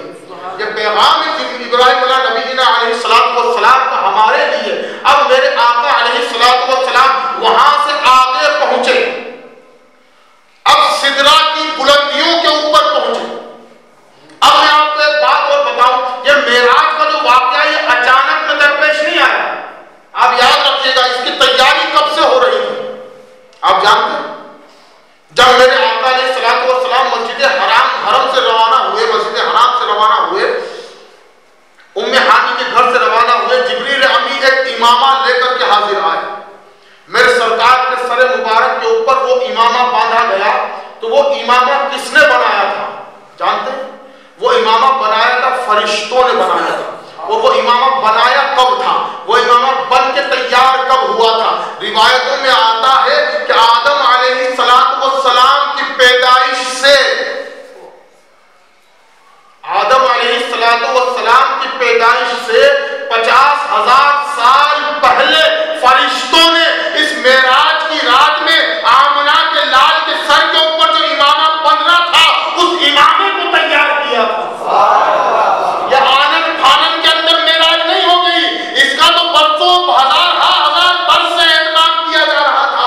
जब जिब्रील अमीन की पैदाइश हुई थी तो सिदरा की बुलंदियों के ऊपर आपको मकी किया गया था, आपका मका बनाया गया था।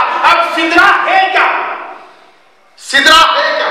सिदरा एक दरख्त का नाम है जो बेर के दरख्त की तरह, बेर का दरख्त नहीं कह सकते अपन उसको, लेकिन है उसी तरीके से, है ना। और वही जिब्रील अमी का मकाम है। जब मेरे आका अलैहिस्सलातु वस्सलाम सिदरा की बुलंदियों के ऊपर पहुंचे, सिदरा की बुलंदियों के ऊपर पहुंचे तो वहां पर 2 कुर्सियों को रखे हुए देखा। वहां पर 2 कुर्सियों को रखे हुए देखा। जिब्राइल से पूछा, जिब्राइल ये क्या है? यहां पर 2 कुर्सियां कैसे? जिब्राइल ने कहा, या रसूलल्लाह ये मेरा मकाम है, ये मेरा मकाम है, ये एक कुर्सी मेरे लिए है जिस पर मैं बैठता हूं। मेरे आका ने पूछा, ये दूसरी कुर्सी किस लिए? बोले, या रसूलल्लाह ये दूसरी कुर्सी तो मेरी पैदाइश से पहले से यहां पर, मेरी पैदाइश से पहले से यहां पर है।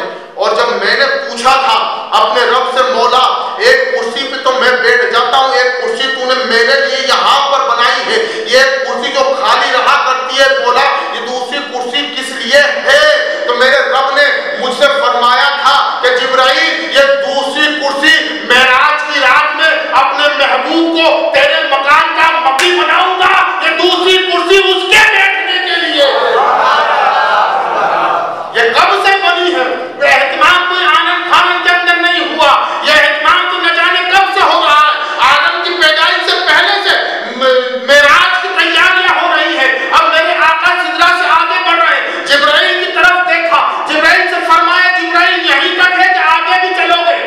जिब्राइल ने कहा, या रसूलल्लाह मेरी तो यहीं तक है बस, मेरी तो यहीं तक है बस। कहा, आगे क्यों नहीं चलते? जिब्राइल ने कहा, या रसूलल्लाह यहां से आगे चला तो मेरे पल जलपल जल जाएंगे, यहां से आगे वही जाए कि आगे तो नूर ही नूर का मामला है, यहां से आगे वो जाए जिसका इतना नूर है। अब यहां से आगे की मंजिल को समझना है तो सादी की बारगाह में चलो। सादी ने कहा था, बलगल मुनाबि कमाली, ये जो पहला जो मिसरा है ना, शेख सादी ने जो कहा था ये मेराज की नक्काशी की गई थी। बलगल मुनाबि कमाली कि नबी गए अपने कमाल से। कहां पर गए थे? अपने कमाल से। कहां गए थे? मेराज के अंदर। तो हमने इतराज किया था, हमने देखा जिब्राइल के साथ गए। हमने सादी ने कहा था, जिब्राइल ने जहां से साथ छोड़ा उसके आगे की मंजिल को देख प्यारे, उसके आगे नबी अपने कमाल से गए जो रब ने उनको अता फरमाया था कि वहां ना जिब्राइल था ना कोई था, सिवाय प्यारे मुस्तफा के और कोई भी नहीं था। मेरे आका अलैहिस्सलातु वस्सलाम वहां से सिदरा की बुलंदियों से जिब्राइल का साथ छूटा तो जिब्राइल से मेरे आका ने इरशाद फरमाया, जिब्राइल जरा एक बात बता, उस वक्त को याद कर कि जब मेरे जद्दे करीम इब्राहिम अलैहिस्सलातु वस्सलाम को आग के अंदर डाला जा रहा था, जब तूने मेरे जद्दे करीम से क्या कहा था? तो जिब्राइल ने अर्ज किया था कि या रसूलल्लाह मैंने उनसे कहा था अगर कोई हाजत है तो मुझे बताओ, मैं वहां जा सकता हूं जहां तक किसी की भी रसाई नहीं है। तो जिब्राइल को मेरे मुस्तफा ने कहा था, जिब्राइल अब तू बता अगर तेरी कोई हाजत है तो मुझे बता, मैं वहां जा रहा हूं जहां तेरी भी रसाई नहीं है। तो अब जिब्राइल का करम हुआ किस पर? हमारे ऊपर, कि हम तो मोहब्बत वाले हैं। हाँ, जिब्राइल का करम हुआ हमारे ऊपर। रसूलुल्लाह की बारगाह में अर्ज़ गुज़ार हुए, या रसूलल्लाह अपने रब की बारगाह से इस बात की इजाजत अता फरमा दीजिए कि जब आपकी उम्मत का गुज़र पुल सिराज के ऊपर से हो तो मेरा रब पुल सिराज के नीचे मुझे अपने पर बिछाने की इजाजत अता फरमा। मेरे आका इस मकाम से आगे पहुंचे। अब कहां तक पहुंचे? तो वन नज्म की आयतें हमारी रहनुमाई करती है, वन नज्म इज़ा हवा वमा यंतिकु अनिल हवा इन हुवा इल्ला वह्युन यूहा अल्लमहु शदीदुल क़ुवा ज़ू मिर्रतिन फस्तवा व हुवा बिल उफ़ुक़िल अअला सुम्मा दना फतवल्ला फकान क़ाब क़ौसैनि अव अदना। कहां तक पहुंचे? क़ाब क़ौसैनि अव अदना, कहां तक पहुंचे? इतने करीब पहुंचे कि अगर दुनियावी मिसाल दी जाए तो तफसीर लिखने वालों ने लिखा कि रब के और मुस्तफा के दरमियान में एक तीर और कमान का फासला था। और इमाम जाफर सादिक ने कहा कि रब के और प्यारे आका के दरमियान में दो पहुओं के दरमियान में जितना फासला होता है सिर्फ उतना फासला था। इतने करीब से मेरे आका ने अपने रब का दीदार किया। मेरे आका फरमाते हैं, हदीस मुस्तफा है, मेरे आका ने फरमाया कि मैंने अपने रब का दीदार किया। और कुरान कहता है इस हाल में दीदार किया कि ना तो पलके झपकी ना हद से बड़ी, ना तो पलके झपकी ना हद से बड़ी। और इस हाल में मेरे आका अलैहिस्सलातु वस्सलाम ने अपने रब का दीदार किया। और ये दीदार करके वहां से तोहफे और तहाइफ लेकर के यही वो मुकद्दस रात थी कि जिसके अंदर रब तबारक व तआला ने नमाज जैसा अजीम तोहफा हमारे लिए अता फरमाया। हाँ, हमारे लिए अता। लेकिन आप याद रखें मेरे आका अलैहिस्सलातु वस्सलाम उस मुकद्दस मुलाकात के अंदर भी हमें नहीं भूले, अपने सालिहीन बंदों को नहीं भूले। तैयार पढ़ के देखिएगा और कभी उसके तर्जुमे को उठा करके देखिएगा, अगर इश्क होगा तो दिल बाग बाग हो जाएगा। अस्सलामु अलैना व अला इबादिल्लाहिस सालिहीन किसके लिए कहा है? अपने आप को नेक बना लो तो ये आपके लिए कहा जा रहा है। अगर अपने आप को नेक बना लोगे तो ये जो अतहियात में सलाम का पढ़ा जा रहा है, सलाम किया जा रहा है, सलाम भेजा जा रहा है,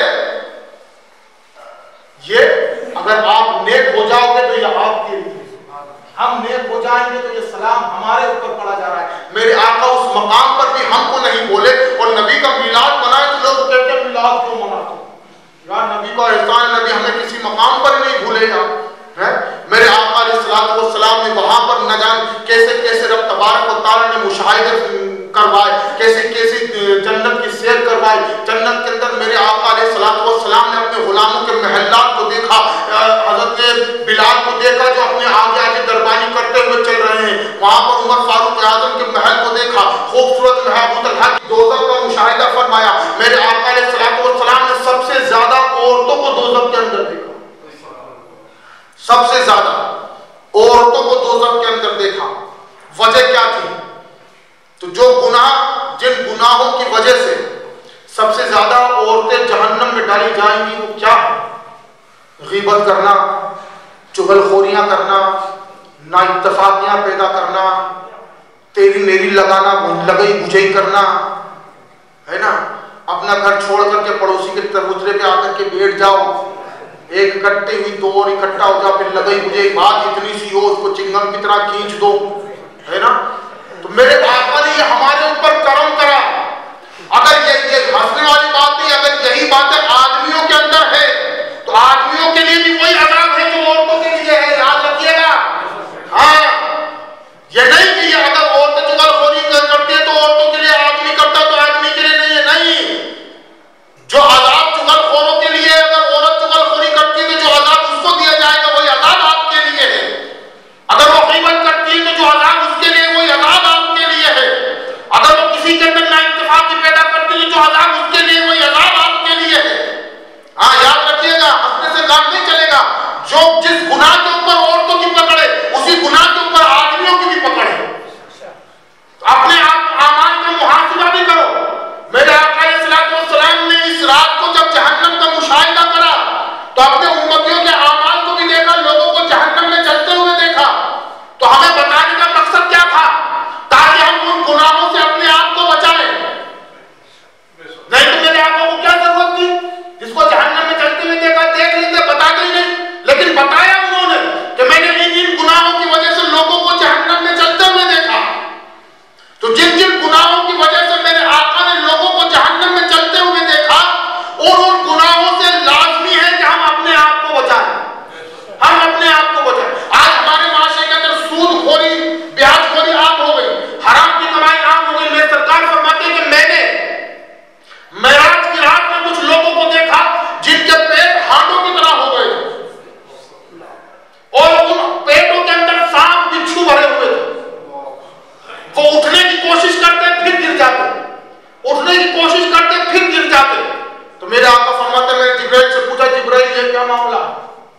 तो जिब्राइल ने अर्ज किया, या रसूलल्लाह, ये वो लोग हैं जो ब्याज और सूद के कारोबार किया करते थे, हराम कमाइयां कमाया करते, ये उनके हाल है।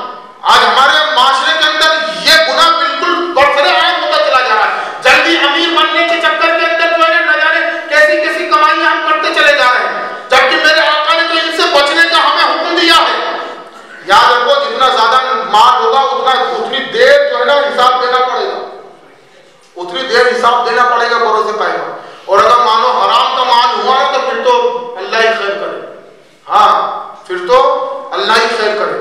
मेरे आका अलैहिस्सलातु वस्सलाम ने वहां जहन्नम का मुशाहिदा फरमाया तो उन लोगों को बताया जो अजाब बताए, किसी को फरिश्ते कोड़े मार रहे हैं, किसी को हथौड़ों से कूटा जा रहा है, किसी को गर्म खोलता हुआ पीप और पानी खून पिलाया जा रहा है। ये सारे अजाब मेरे सरकार ने जब जहन्नम में मुशाहिदा करे तो उम्मत के लिए पैगाम छोड़ा, उन गुनाहों की नहूसतें उम्मत को बताई। किस लिए बताई? ताकि हम उन गुनाहों से अपने आप को बचा करके रखें, उन गुनाहों से खुद भी बचे, दूसरों को भी हम बचाने की कोशिश करें। मेरे आका अलैहिस्सलातु वस्सलाम उस रात में 50 नमाजों का तोहफा अता फरमाया है ना। मेरे आका अलैहिस्सलातु वस्सलाम 50 नमाजों का तोहफा लेकर के चले। छठे आसमान के ऊपर मूसा कलीमुल्लाह से मुलाकात हुई। मूसा अलैहिस्सलातु वस्सलाम ने अर्ज किया, या रसूलल्लाह, क्या इनाम मिला? मेरे आका ने फरमाया, उम्मत के लिए 50 वक्त की नमाज का तोहफा मिला है। तो मूसा ने अर्ज किया था, या रसूलल्लाह, उम्मत बड़ी कमजोर है। हमारी कमजोरी का कितना ख्याल है कि उम्मत बड़ी कमजोर है कि खाली जुम्मा के जुम्मा पड़े, बाकी तो पड़े ही नहीं। कि उम्मत बड़ी कमजोर है, रब की बारगाह में चाहिए कुछ कम कराइए।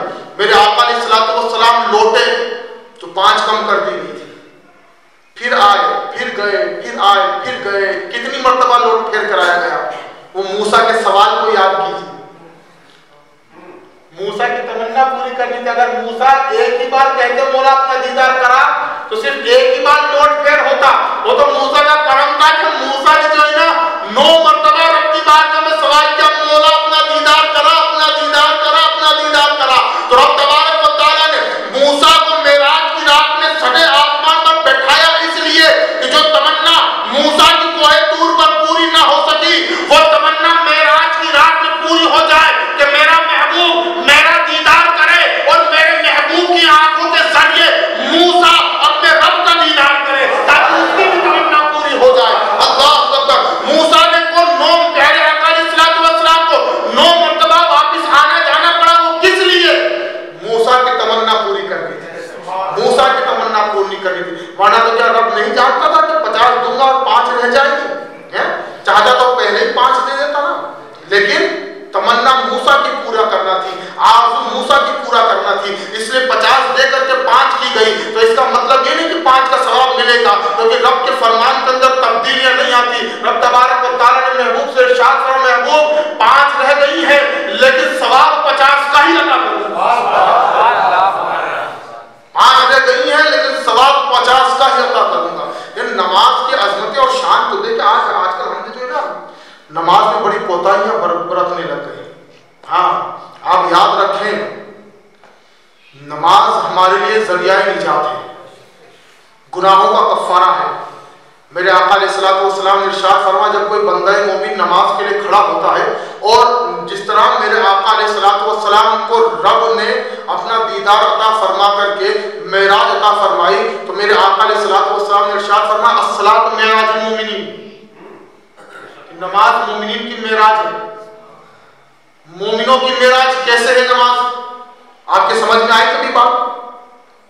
मोमिनों के लिए मेराज क्यों है नमाज, कैसे है नमाज? जानते हैं आप? मेराज में तो रब ने, प्यारे आका ने अपने रब का दीदार किया। हमको कौन सा रब का दीदार हो रहा है जो नमाज को मोमिनीन की मेराज कहा जा रहा है? तो मेरे आका अलैहिस्सलातु वस्सलाम इरशाद फरमाते हैं कि जब बंदाए मोमिन नमाज के लिए खड़ा होता है, जब बंदाए मोमिन नमाज के लिए खड़ा होता है, तो मेरे आका इरशाद फरमाते हैं उस बंदे और रब के दरमियान में जितने हिजाबात, जितने पर्दे होते हैं, रब तबारक व तआला तमाम पर्दों को उठा लेता है। गोया बंदा हालत नमाज में बिल्कुल अपने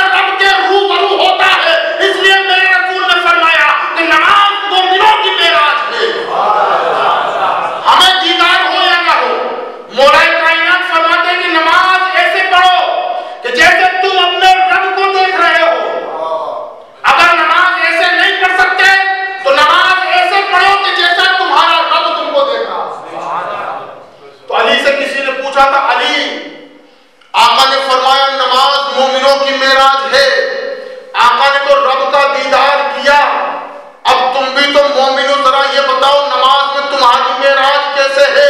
तो अली ने कहा था अली की मेराज नमाज के अंदर है। अली ने इसलिए कहा, अली ने जवाब दिया था कि अली जब सजदा करता है तो पहले सजदे से उस वक्त तक सर को नहीं उठाता जब तक कि हालत सजदा के अंदर अपने रब का दीदार न कर ले। ये अली, ये आंख वालों की नमाज है, ये आंख वालों की नमाज है जिन्होंने फरमाया कि नमाज ऐसे पढ़ो कि जैसे तुम अपने रब को देख रहे हो। अब हम उन जैसी नमाज तो नहीं पढ़ सकते, लेकिन इन्हीं आंख वालों ने फरमाया कि नमाज अगर ऐसी नहीं पढ़ सकते तो ऐसी तो पढ़ो कि जैसे तुम्हारा रब तुम्हें देख रहा है, तुम्हारा रब तुम्हें देख रहा है। नमाज के ताल्लुक से बेशुमार ताकीदें मेरे आका अलैहिस्सलातु वस्सलाम ने इरशाद फरमाई। यही वो मुकद्दस रात थी जिसके अंदर नमाज हमारे ऊपर फर्ज की गई। यानी कल जब मेरे आका मेराज से वापस आए, उसकी सुबह से मेरे आका अलैहिस्सलातु वस्सलाम ने नमाज का इत्माम किया और उस नमाज के अंदर पांचों वक्त की नमाज के अंदर जिब्रील अमीन उस नमाजों के अंदर हाजिर थे। ये शान है नमाज की, अजमत की नमाज की शान और मकाम और मर्तबा। तो आप देखें मेरे आका अलैहिस्सलातु वस्सलाम हदीस पाक के अंदर इरशाद फरमाते हैं कि जब कोई बंदा मोमिन नमाज के लिए खड़ा होता है, जब कोई बंदा मोमिन नमाज के लिए खड़ा होता है तो एक नमाज से दूसरी नमाज के लिए जब खड़ा होता है तो रब तबारक व तआला उस दूसरी नमाज के सदक़े तुफैल के अंदर पहली नमाज और दूसरी नमाज के दरमियान में उसके हाथ से जो गुनाह सरजद होते हैं, उस नमाज पढ़ने के सदक़े के अंदर रब तबारक व तआला वो गुनाह माफ फरमा देता है।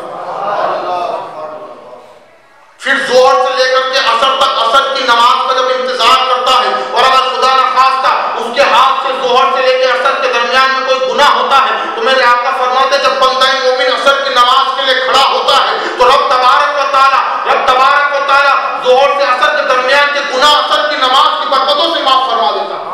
यही मामला हर नमाज के ताल्लुक से है।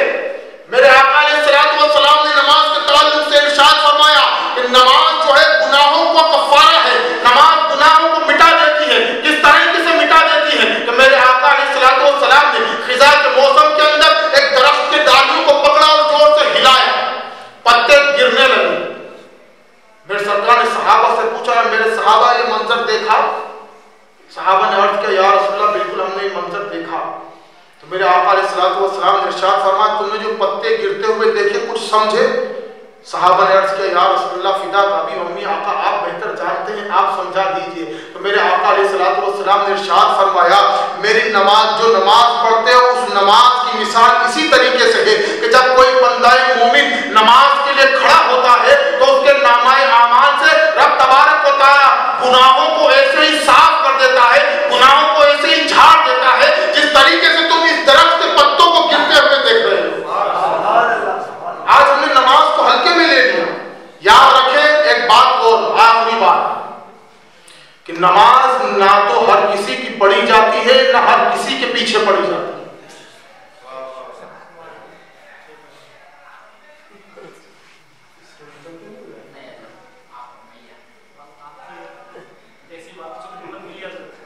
याद रखिएगा नमाज ना तो हर किसी की पढ़ी जाती है और ना हर किसी के पीछे पढ़ी जाती है।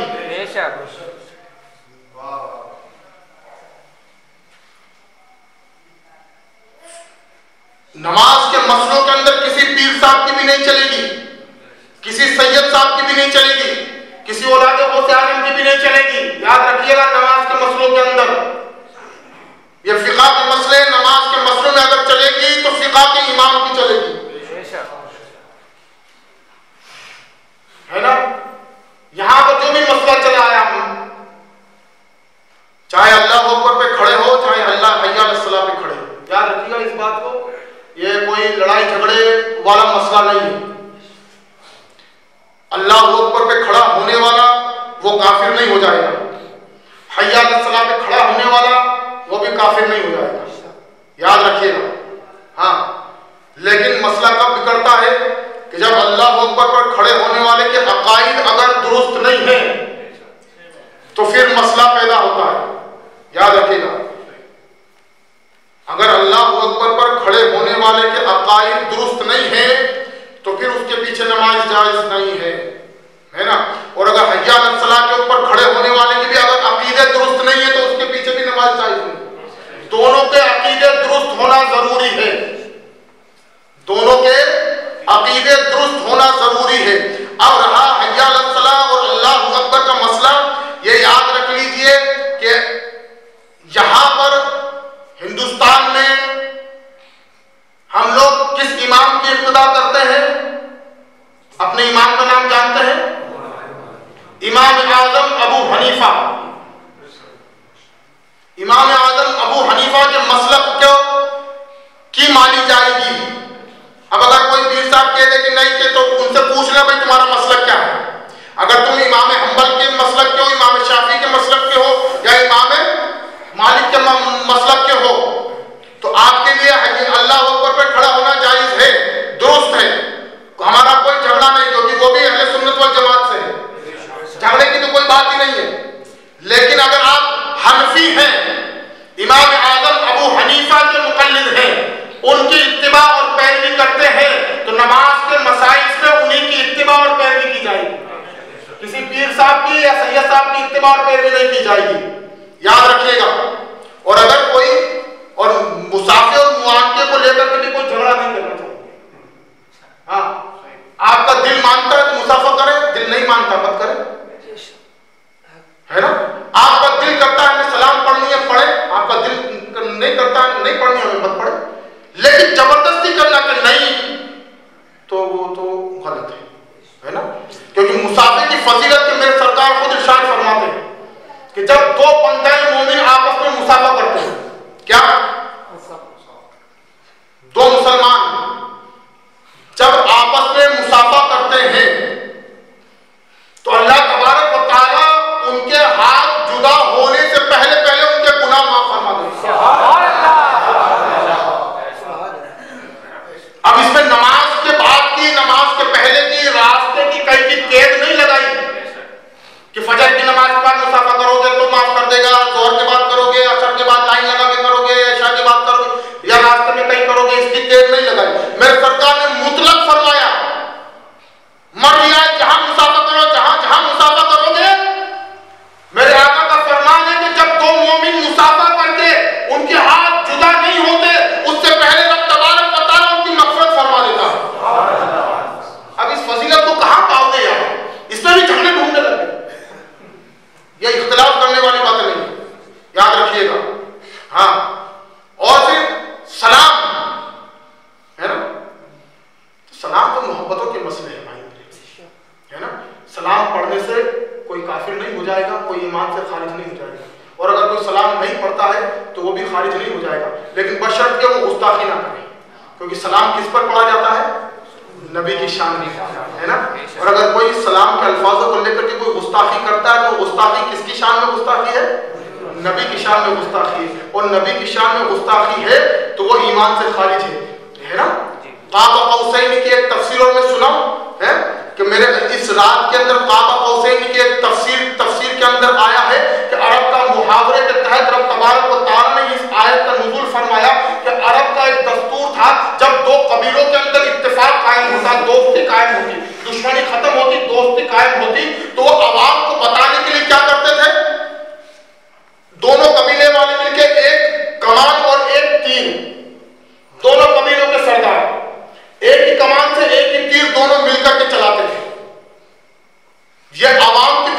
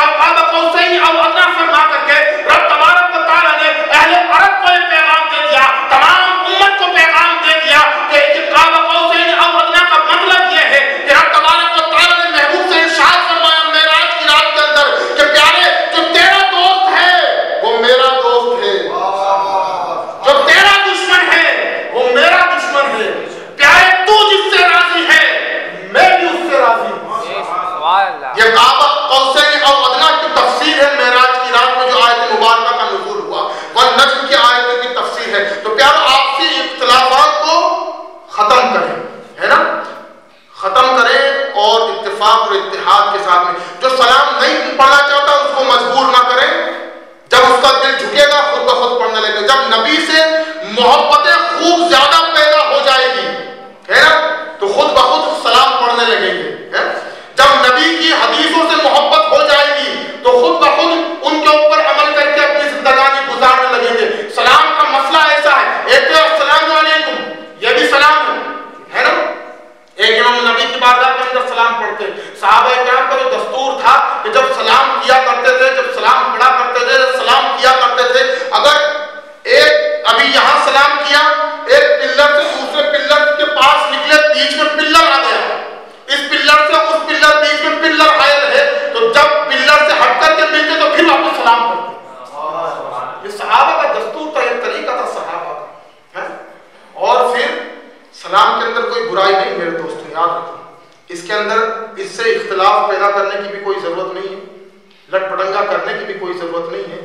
जो लोग सलाम नहीं पढ़ना चाहते ना पढ़ें, ठीक है ना, जो पढ़ना चाहते हैं आप अपनी मर्जी उनके ऊपर ना थोपे, जो मुसाफा करना चाहते हैं मुसाफा करें, जो नहीं करना चाहते वो ना करें, लेकिन अगर आप थोपते हैं तो उससे क्या ना इत्तेफाकियां पैदा होती है। जो अल्लाह के ऊपर पर खड़ा होना चाहते हैं आप खड़े हो, जो नहीं खड़े होना चाहते हैं मत खड़े हो, है ना। तो इसके अंदर इख्तिलाफ पैदा ना करें, मस्जिद को आबाद रखें। इस रात की बड़ी फजीलतें हैं, बड़ी अहमियतें हैं। बुजुर्गों ने इस रात को जाग करके गुजारा है, अल्लाह अल्लाह करके गुजारा है। हाँ, इस रात को मटर गश्ती के अंदर ना गुजारें। आजकल हमारे माशरे के अंदर कुछ बातें आम हो गई, जैसे ही जो है शबे बारात, शबे मेराज, शबे कद्र की रात आती है, हम लोग चंदा इकट्ठा करके लंगर बनाने बैठ जाते हैं। हम लोग चंदा करके लंगर बनाने बैठ जाते हैं। भाई लंगर बनाने की रातें नहीं है, इबादत करने की रातें, बड़े मुकद्दर से, बड़े नसीब से ये रातें मिली है। तो इनको इधर उधर गली कूचू में घूमने फिरने से लंगर एक देख बनाएंगे, 50 जने वहां पे इकट्ठा रहेंगे, और मस्जिद में पता चला 5 ही जने मिली, 50 जने वहां देख के ऊपर इकट्ठा हो गए कि लंगर बना के सुबह सेहरी करानी है। भाई तुम सेहरी कराने का कहा किसने? अपने अपने घरों पर सेहरी कर सकते हो, लेकिन अगर लंगर का ही एहतमाम कर रहे हो तो किसी 2 जने को एक भटियार को मुंतखब करके जिम्मेदार बना के छोड़ दो ना यार, कि हमें इतने बजे खाना चाहिए। जरूरी कि पूरी रात हम लोग खड़े होकर के इस मुकद्दस रात के अंदर इबादत करने के बजाय जो है वहां पर रात को खाली कर दें, है? कुल्लू नफ्सिन ज़ाइक़तुल मौत, के हर शय को मौत का मज़ा चखना है, कब किसकी मौत आ जाए कह सकते हो क्या, है? आज कोई हमारे बीच में, गए साल इस रात में कोई हमारे बीच में होंगे, लेकिन अब नहीं है, है? तो ये जो रातें मिल रही हैं इनको गनीमत जाने, रब का फजल जाने, और रब की इबादत करें तो यूं समझ करके इबादत करें कि ये जो इबादत कर रहा हूं ये मेरी आखिरी इबादत है, क्या पता इसके बाद मुझे नमाज पढ़ना नसीब हो कि नहीं हो। जब ये नियत रहेगी तो आपकी नमाजों के अंदर खुशू और खुजू पैदा होगा, नमाज से कुर्बत पैदा होगी, नमाज से मोहब्बत पैदा होगी। अस्सलातु मेराजुल मोमिनीन, कि नमाज मोमिनीन के लिए मेराज है, इसकी हिफाजत करें और सही तरीके से नमाज पढ़ने की कोशिश करें। और अगर सही से पढ़ना नहीं आती हो, नमाज में कुछ कमी बेशी हो, तो ये अइम्मा हजरात हैं आपकी मस्जिदों के, मदारिस भी चलाते हैं, इनसे आप राब्ता कायम करें, अपनी नमाजों को दुरुस्त करें और सही तरीके से नमाज पढ़ने की कोशिश करें। सुब्हानल्लज़ी अस्रा बिअब्दिही लैलन मिनल मस्जिदिल हराम इलल मस्जिदिल अक़सल लज़ी बारकना हौलहु लिनुरियहु मिन आयातिना इन्नहु हुवस समीउल बसीर, कि पाक है वो ज़ात जो ले गया रातों रात अपने बंदे को मस्जिद हराम से मस्जिद अक्सा, इसलिए कि वो मस्जिद अक्सा के जिसके इर्द गिर्द रब तबारक व तआला ने बरकतें रहमतें रखी है, लिनुरियहु मिन आयातिना, किस लिए कि अपनी बड़ी बड़ी आयतें निशानियां दिखाने के लिए, इन्नहु हुवस समीउल बसीर, कि बेशक वो बहुत ज्यादा सुनने और देखने वाला है। अस्तगफिरुल्लाह रब्बी मिन कुल्ली ज़ंबिन व अतूबु इलैह।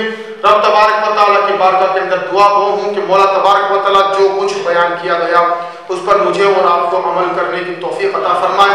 जो कुछ अगर रिवायतें बयान करने में कुछ इधर उधर कोई मामला हो गए हैं तो मैं इस मस्जिद के अंदर आप सभी को हाजिर और नाजिर गवाह बना करके रब की बारगाह के अंदर रुजू करता हूँ, तौबा करता हूँ। अस्तगफिरुल्लाह रब्बी मिन कुल्ली ज़ंबिन व अतूबु इलैह। अशहदु अल्ला इलाहा इल्लल्लाह व अशहदु अन्ना मुहम्मदन अब्दुहु व रसूलुहु व आखिरु दावाना अल्हम्दुलिल्लाहि रब्बिल आलमीन। अस्सलामु अलैकुम। यूँ तो मेराज का कसीदा बहुत लंबा चौड़ा है, लेकिन फिर कभी इंशाअल्लाह ताला इसके और बहुत सारे गोशे हैं, उनके ऊपर फिर कभी बात करने की कोशिश की जाएगी इंशाअल्लाह ताला। जिंदगी बखैर रही, आपका हमारा साथ रहा है ना। अस्सलाम वालेकुम रहमतुल्लाहि ताला व बरकातहू। अगर किसी के जहन में कोई बात हो, कोई सवाल हो तो पूछ सकता है मेराज के ताल्लुक से, है ना, पूछ सकता। मैंने एक बात छोड़ दी थी, मेरा आका अलैहिस्सलातु वस्सलाम ने जगह जगह जिब्राइल से पूछा कि जिब्राइल ये क्या है ना, ये मामला क्या है, ये मामला क्या है, इनको ये सजा क्यों दी जा रही है, इनको ये सजा क्यों दी जा रही है, इनको ये सजा क्यों दी जा रही है। जानते इसके पीछे वजह क्या थी? कि लोग एतराज करते हैं कि देखो अगर नबी को याद होता तो जिब्राइल से क्यों पूछ रहे हैं। हम कहते हैं कि नबी को तो याद था, नबी को याद था। हमारी तालीम के लिए नबी ने जिब्राइल से पूछा। अगर मेरे आका वो सारे मामला देख करके आगे बढ़ जाते तो हमें कैसे पता चलता कि ये सारे मामला किस चीज के लिए। मेरे आका ने पूछा जभी तो ये हदीसें बनी। अगर मेरे आका पूछते नहीं तो ये सारे पैगाम, ये सारे मसले हमारे तक पहुंचते कैसे। मेरे आका को तो याद था, लेकिन जिब्राइल से पूछना इस वजह से था कि जिब्राइल से पूछा जाए ताकि ये रिवायतें बन जाए, और जब ये रिवायतें बन जाए तो आने वाली मेरी उम्मत इससे फायदा हासिल करती हुई नजर आए। अस्तगफिरुल्लाह रब्बी मिन कुल्ली ज़ंबि व अतूबु इलैह। अस्सलामु अलैकुम व रहमतुल्लाहि तआला व बरकातहू।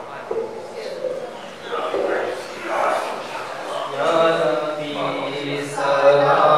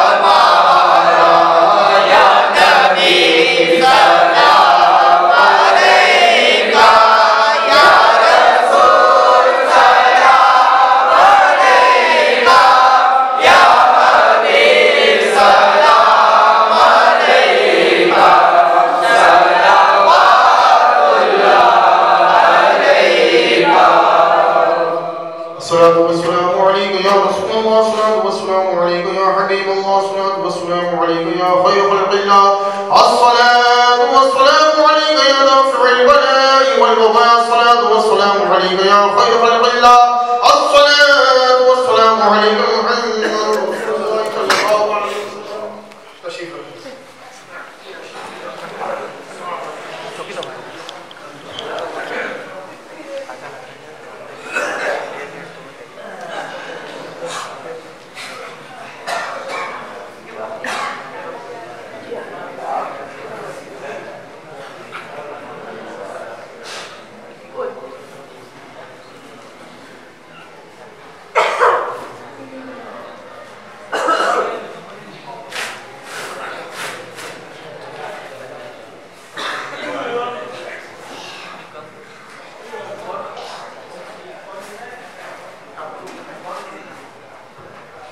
हाँ भाई, एक मसला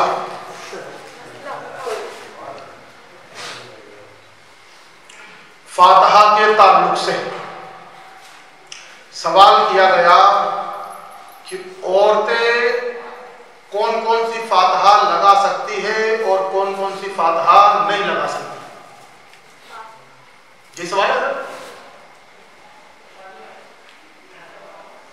आप लोग क्या सोचते हो, कौन कौन सी नहीं लगा सकती है?